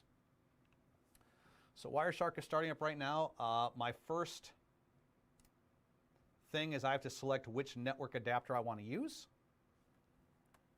And if you just watch this right now real quick, you can see, well, this shows me like a graph of the data that's going across my adapters. So clearly, my Wi-Fi adapter is the only one that's active right now. The other ones are not even connected to anything. So that's the adapter I would select. So I'll just click on that. I'll double click on it. And now it's automatically going to start collecting and displaying every single thing it sees. So I'll just stop for a second.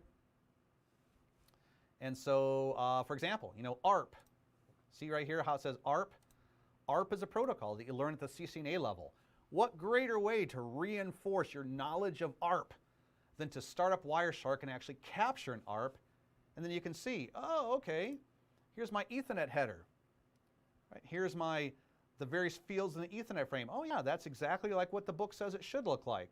Oh, and here's the body of the ARP. And a lot of times when you're looking at stuff like this, you might say, oh,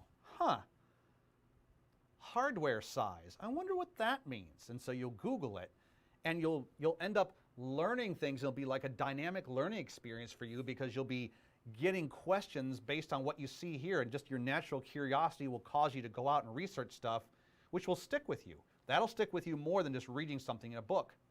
So by using Wireshark, you can actually see visually all this stuff.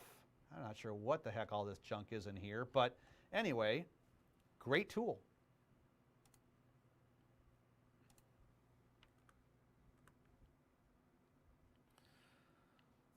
All right, so that concludes this section on study tips. So let me go ahead once again and see if there are any Q&A questions I can answer for you guys. Right at the very bottom there, somebody's asking, can we use Wireshark on the rental racks? Unfortunately not. The rental racks are routers and switches that are remote from you. So, they're actually hosted in Nevada. That's where we have all of our equipment. So there's no, on the CCNA racks, let me preface that. If you're renting time on the CCNA, CCNP racks, all you're getting is time on routers and switches. And Wireshark is not built into most routers and switches. Now, if you rent time on some of the other racks, which cost more, like the security racks, for example, in the security racks, there's actually, like, for lack of a better term, I'll say laptops and PCs that you can log into remotely. And those devices might have Wireshark on them already, but not on the CCNA racks. Good question. Somebody's asking, how do you know which things you should memorize or not memorize? That is what the books are for. The actual official certification guidebooks I showed you from Cisco Press, they will have, as you go throughout the chapter, they'll have like charts, and they'll say memorization topic. And at the end of every single chapter, they'll say, here's the things you should memorize, and they'll give you blank tables, and they'll say you should be able to fill in this table from memory. So that's a great place where you would find the answers to those types of things. Somebody's saying, I have access to the workbooks. Will those remain after I'm done with the boot camp? So the workbooks I just showed you, at least for my boot camps, for my CCNA and my CCNP boot camps, are not the same workbooks you'll have when you take my class. So for example, if you come to Raleigh and you take one of my classes live, or you take one of my boot camps in an online format, you will get lab guides with completely different labs than the workbooks I just showed you. Okay, and of course those lab guides you'll have for the rest of time. The workbooks here that I just showed you, if you purchase like a CCNA bundle, for example, I don't know how much a CCNA bundle is these days, I'm not in sales, but let's say you purchase a CCNA bundle, which means that you get access to a big chunk of CCNA videos, you get access to the practice exams, you get access to the workbooks, okay? Well, then in that case, you get, that workbook is forever yours. I mean, it will never go away, it's always available. If you get an all access pass, So an all access pass means that's a subscription thing, and when you get an all access pass, you get access to, like it says, everything. Every single video that INE has comes with an all access pass. And I'm pretty sure, you might want to ask sales on this, but I'm pretty sure that when you get an all access pass, you also get access to all of our workbooks as well. But you might want to double check on sales with that one.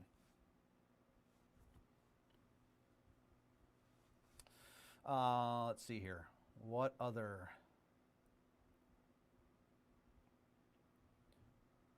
questions do we have?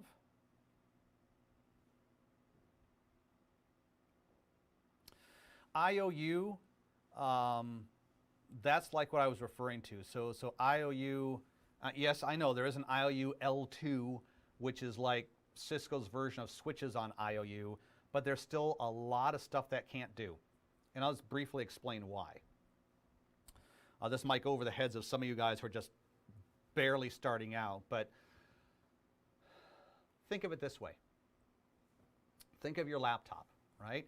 Your laptop has a processor, a CPU, and that's where Windows is running, okay?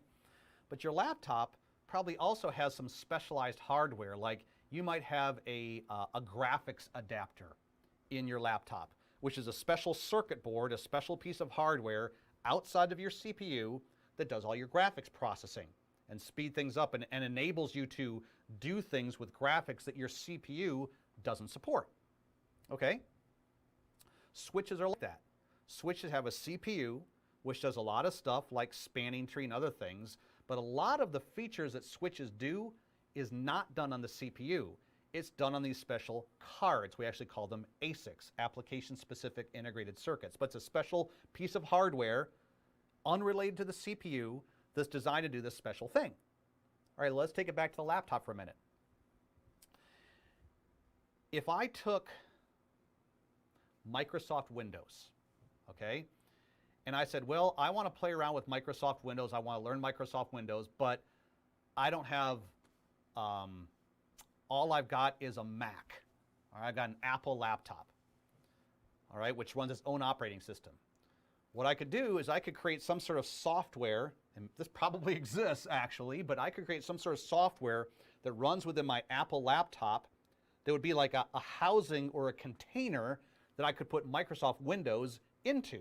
So when Microsoft Windows was running inside this software, it would think it was running inside of a Windows laptop, when in reality, it's running inside of my Apple laptop. Okay, so follow along with me here. Let's say I'm doing that. All right, great. I got Microsoft Windows running in my Apple laptop. But what about that graphics adapter? Section, a lot of stuff the CPU never even sees. That's stuff that's done in this special hardware. And so L2 IOU doesn't have those features because it doesn't have that special hardware.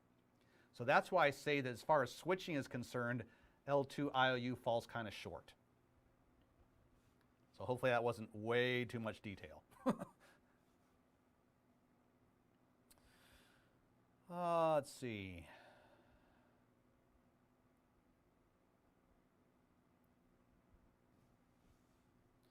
And somebody's asking for, once again, at the CCNA level, Packet Tracer is all you really need. Packet Tracer does switching and routing. And like I said, 90% of the commands you would need to know at the CCNA level are available in Packet Tracer.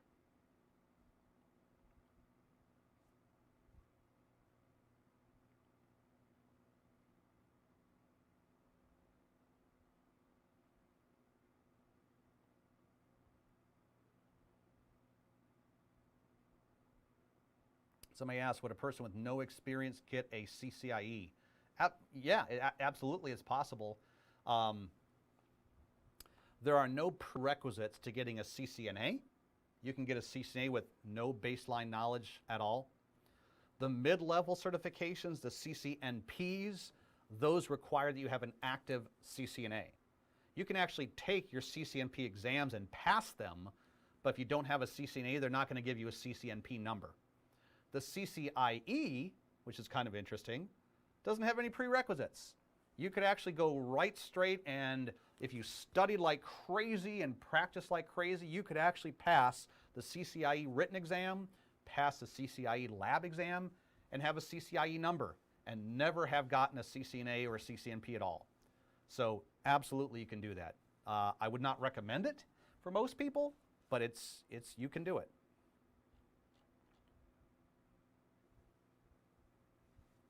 So Lamchadi, I'm sorry if I'm mutilating your name right there. You ask how to navigate into Cisco's website and understand the different types of papers on the website. So that's a big topic. Cisco's website is huge with hundreds, if not thousands of subpages. I'll just take it from a CCNA perspective, okay? Try to limit it down to that. So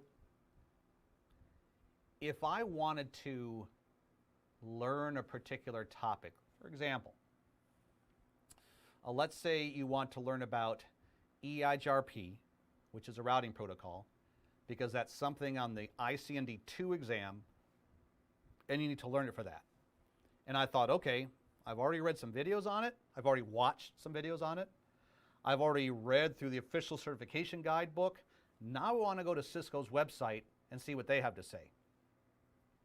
I would not recommend starting from Cisco.com. You can, but it seems like their website changes every month, and so it's kind of hard to figure things out here. But if I want to take it from here, I would probably start with, let's see here. Well, let's just start with the search engine here on the right and just type in EIGRP, see what we get. All right, so EIGRP and products and services, I would not click on that. What that is most likely going to talk about is going to give you documentation papers on specific ways you configure EIGRP that are unique to this particular platform or that particular platform. And I don't want that. The CCNA is not really platform dependent. They just want you to learn the technology. In support, that would be kind of useful. There would be documents in there about, okay, here's how you troubleshoot EIGRP. If you see this specific EIGRP error message, that's what it means. But if I'm just learning about EIGRP for the first time and I want to learn how it works, I don't want to go to support. I'm going to want to go to product literature most likely. So let's click on that.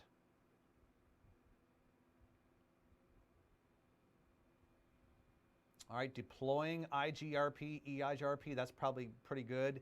Advances in EIGRP, that's probably much more than you need to know for CCNA. So looking through here, you'll see a lot of times their documents are sort of broken out into sort of 3 high-level categories. Some of their documents are specific to particular models of hardware, like Nexus 3840 switch, or this particular software release. So this is what you're looking for if you're thinking of deploying this particular software, this particular hardware, and you want to know what the specifics are of it. You want to know the gotchas or caveats of that particular thing. Not really applicable for CCNA. Also, a lot of times they will have design guides. Design guides are awesome. Design guides will not only teach you how protocol works, but then they'll give you a lot of examples about here's where you would use it in this scenario, and here's where you would use it in that scenario. As a matter of fact, let's see if they have an EIGRP design guide. I know they have an OSPF one. Ah, this looks really good. Okay. Here we go. So a lot of times they're wikis. So if I go back, so if you do a search, and let me zoom in on this so you can see this a little bit better here. You know, if a search comes up and you see in the name DocWiki or something like that, that's really good. A lot of times those will lead you to documents that explain how something works, how a feature or protocol works. So that's a great place to learn that. But like I said, you know, it's starting at Cisco.com, it's kind of difficult to get to a document, especially a CCNA level document, that will teach you what you want. In that case, I think it's better just to start with Google and type Cisco CCNA EIGRP, And then of all the hits that come up, look for ones that point to the Cisco website. Let's see here. Well, like here's one, cisco.com, Enhanced Interior Gateway Routing Protocol. Now the challenge with this, like I've read this paper before, this is going to give you a lot more than you need to know for the CCNA. Summarization, query processing, you don't need to know that at the CCNA level. So if you open up a document like this, what I would recommend doing is having your CCNA blueprint in front of you. Look at the bullet points of like EIGRP and the bullet points, and then try to find the sections of this document that look like they'll talk about those bullet points. And just read that. So that's about as far as I'll go there into describing how to navigate Cisco's website.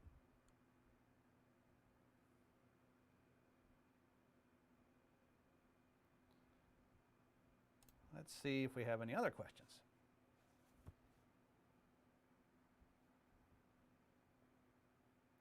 I'm not really going to talk about T-Shoot because that's a CCNP thing.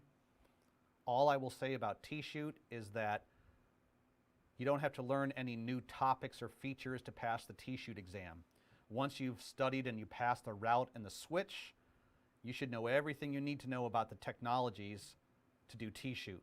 T-Shoot's just testing your ability to logically think through and identify a problem. But that's CCNP, that's not CCNA.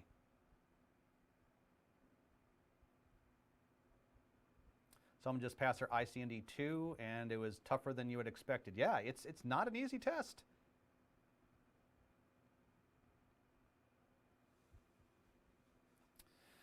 ISL might still be on some parts of the test. It depends on the practice exam you're talking about and who wrote the practice exam. I would expect, let's see here. So Cisco's CCNA was last, gosh, when was it last updated? I think it was like 2016 when it was last updated. And certainly that was only, a year and a half ago roughly. And in 2016, by that point in time, ISL was pretty much a dinosaur. It was a thing of the past.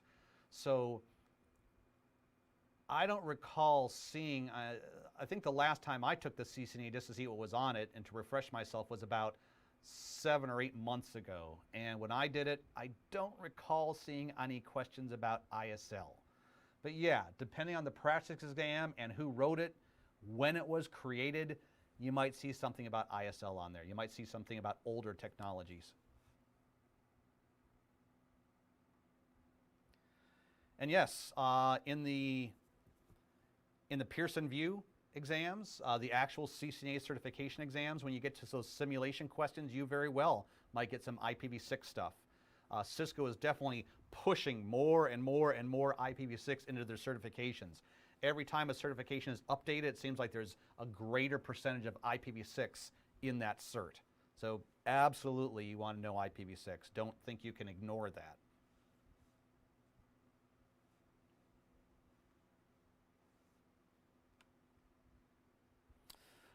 And somebody asked, can we integrate a monitoring tool on my PC to GNS topology? Yeah, there's various ways to do that. When you download GNS3, it actually comes with Wireshark built into it. So you can, when you create a GNS3 topology of devices, you can actually click on a link and then have Wireshark automatically start up and you can see the packets going back and forth. That's one of the great things I love about GNS3. You can also incorporate network monitoring tools into GNS3 as well. So there's definitely ways to do that.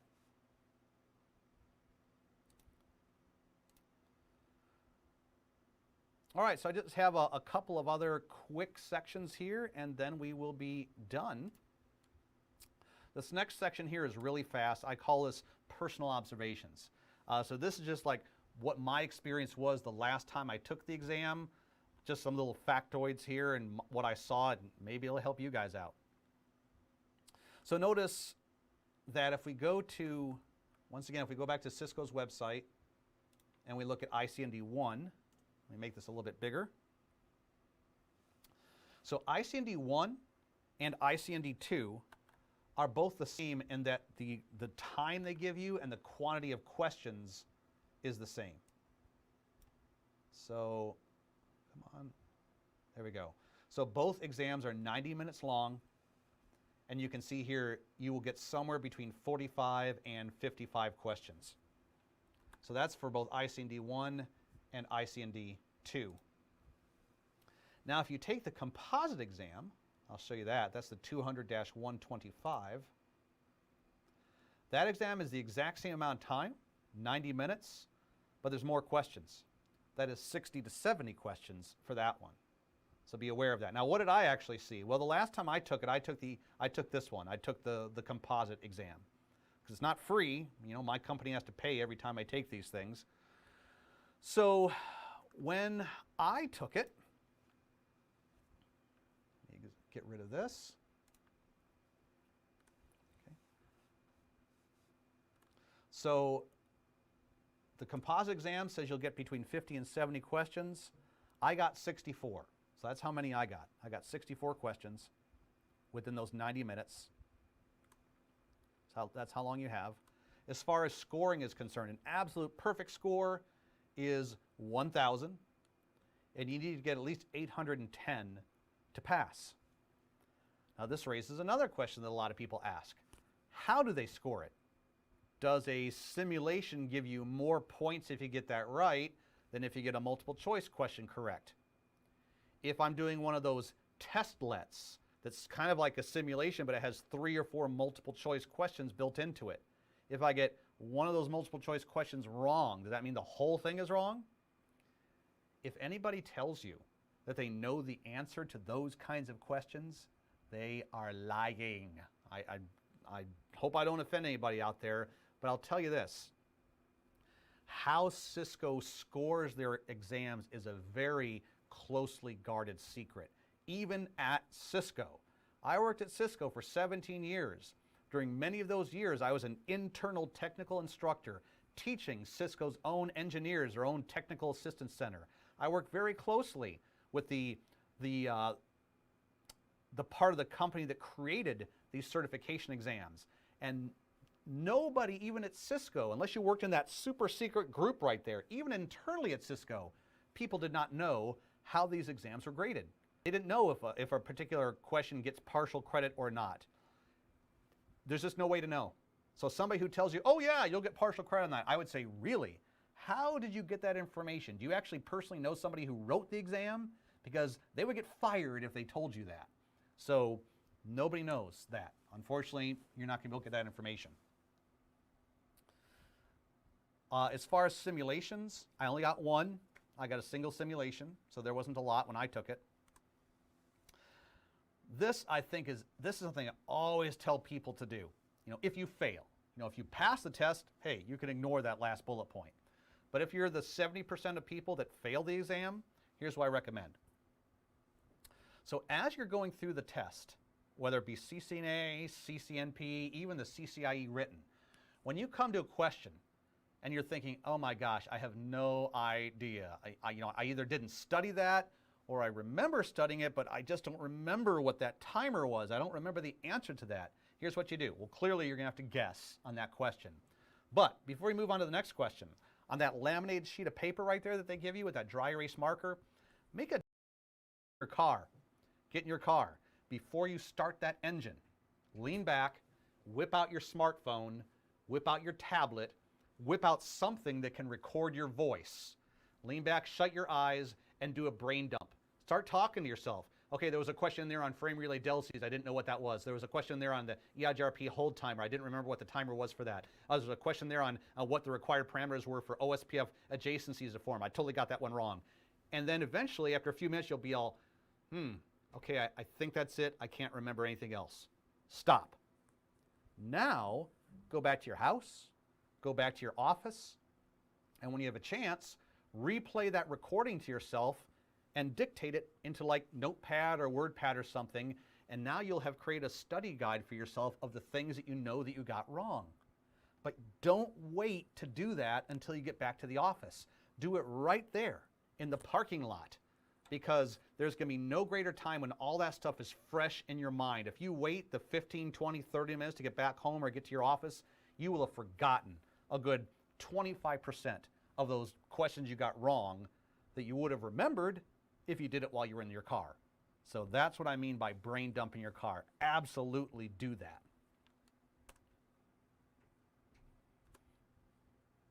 All right, so that is it for that section. I promised you it was short. Let's see if there are any other questions here.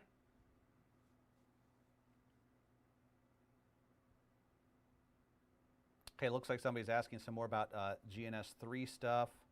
So that's above and beyond the topic of what we're covering here.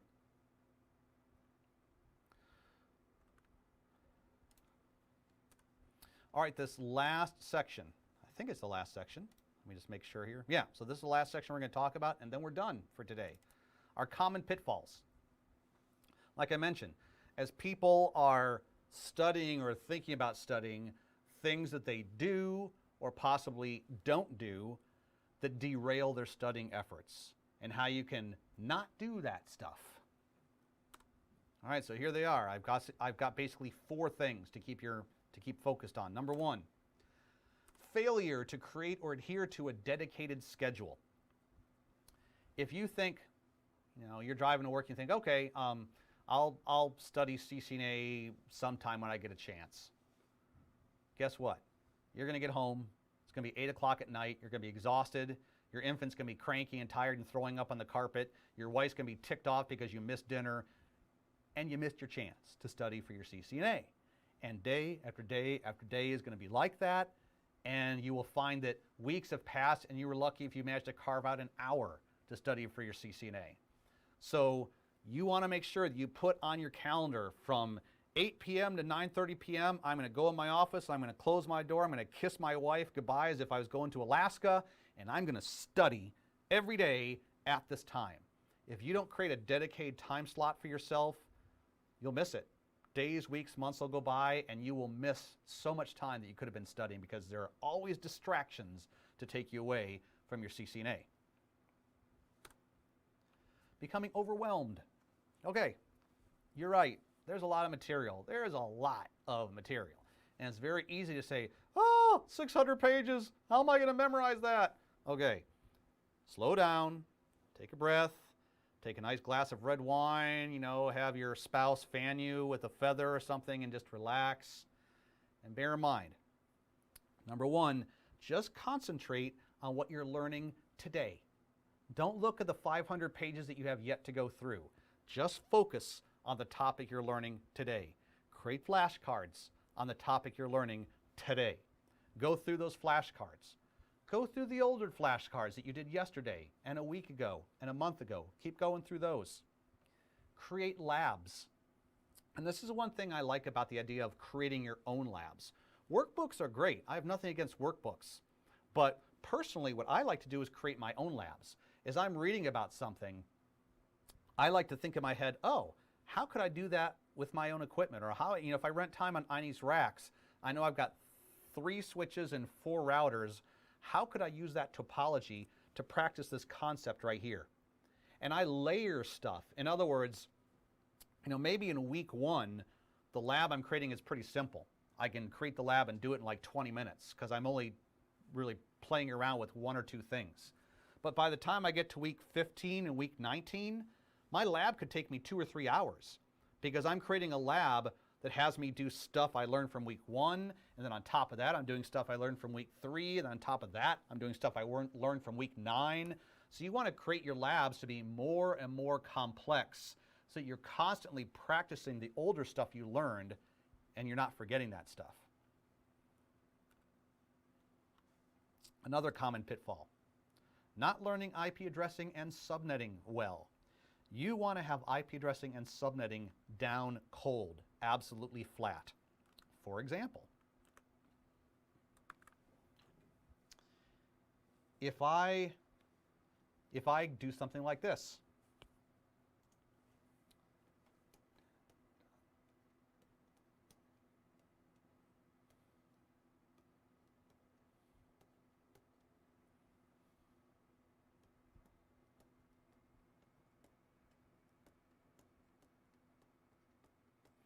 All right, there's an IP address and a subnet mask.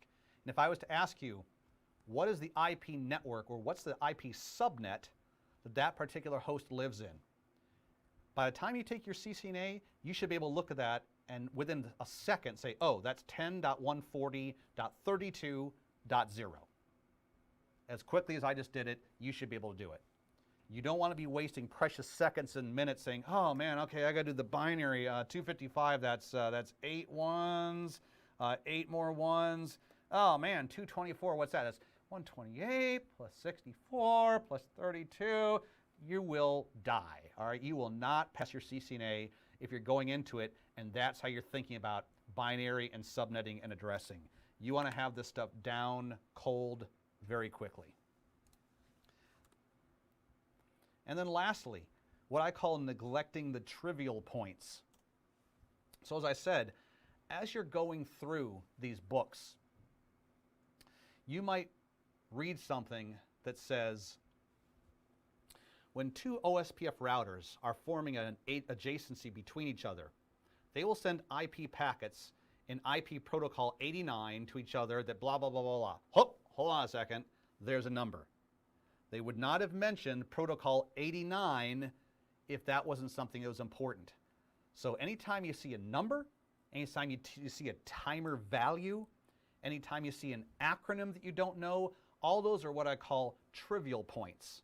Sometimes people say, oh, I'm not going to bother memorizing that. I mean, who would expect me to know that? CCNA would. So yeah, in the real world, once you get your job as a network admin, you're not going to be expected to know the IP protocol number for EIGRP or for OSPF, right? You can Google that in 15 seconds flat. But when you take your CCNA, yep, they're going to want you to know that stuff. If you don't memorize those trivial points, boop, flatline, you died. You did not pass your CCNA.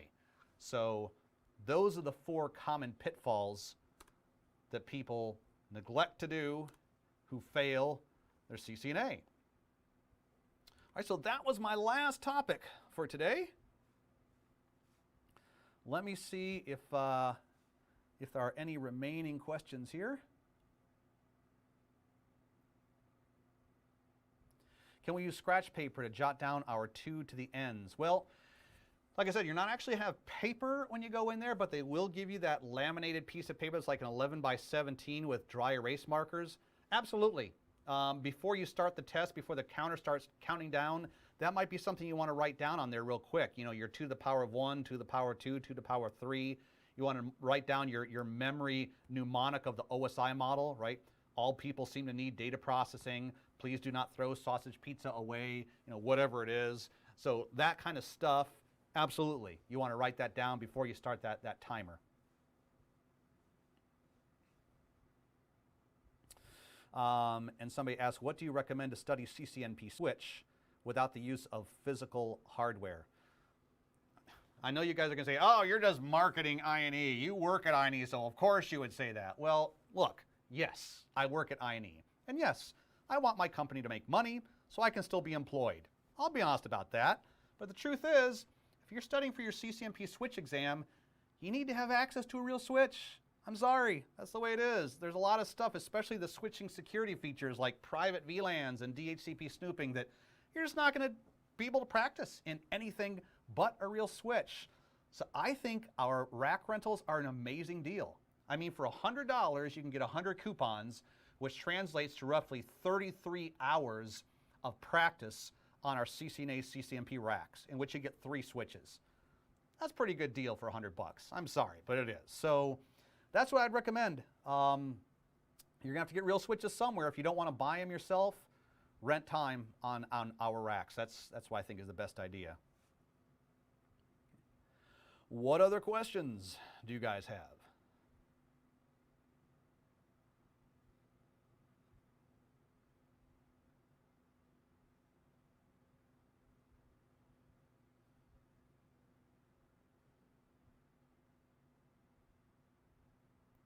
Do I have any recommendations to be good at technical writing? No, not really. I've never held that position, so I can't answer that. Maybe somebody else who's on the show here can help Lamchadi answer that question, but I can't. Anybody else?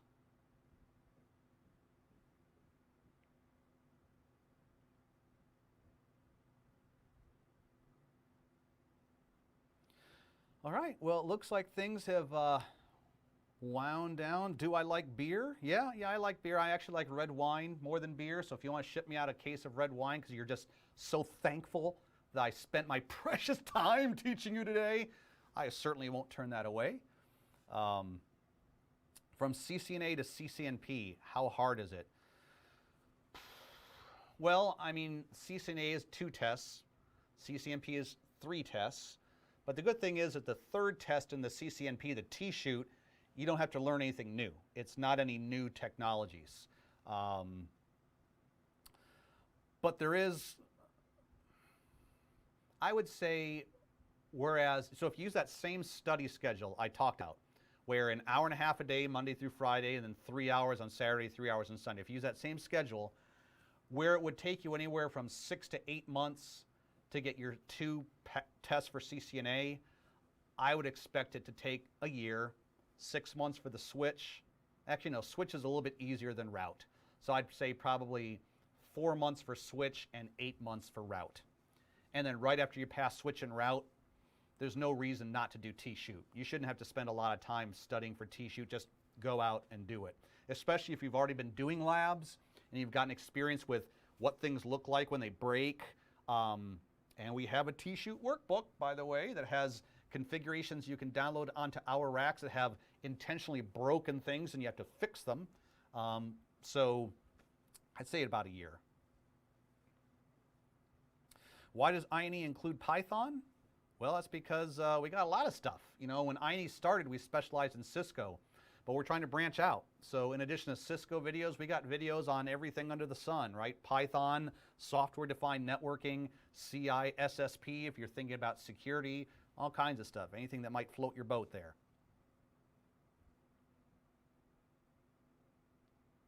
Do you think it's possible to get a knock technician job with just a CCENT and some college? Highly unlikely. Is it possible? Well, you know, maybe if you know the manager's wife or something, but unlikely. To get a job as a knock or a job within a knock, you really would need to have at minimum a full CCNA, but even then, you're probably not going to get a job in that environment without a CCNP.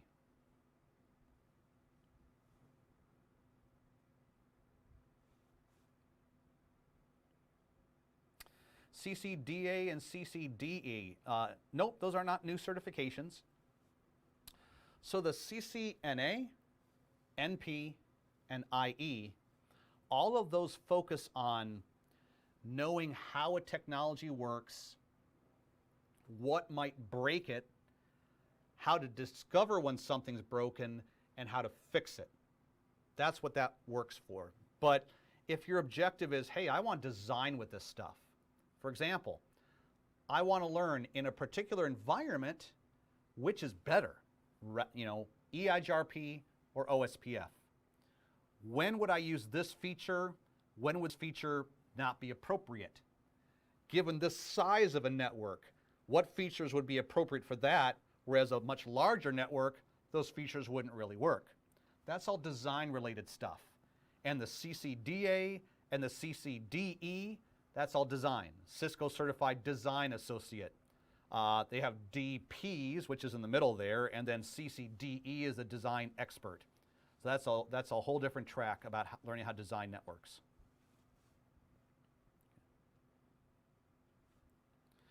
All right, so I think we have pretty much wound up to a close at this point. So that is all I have. I hope this was enjoyable for you guys.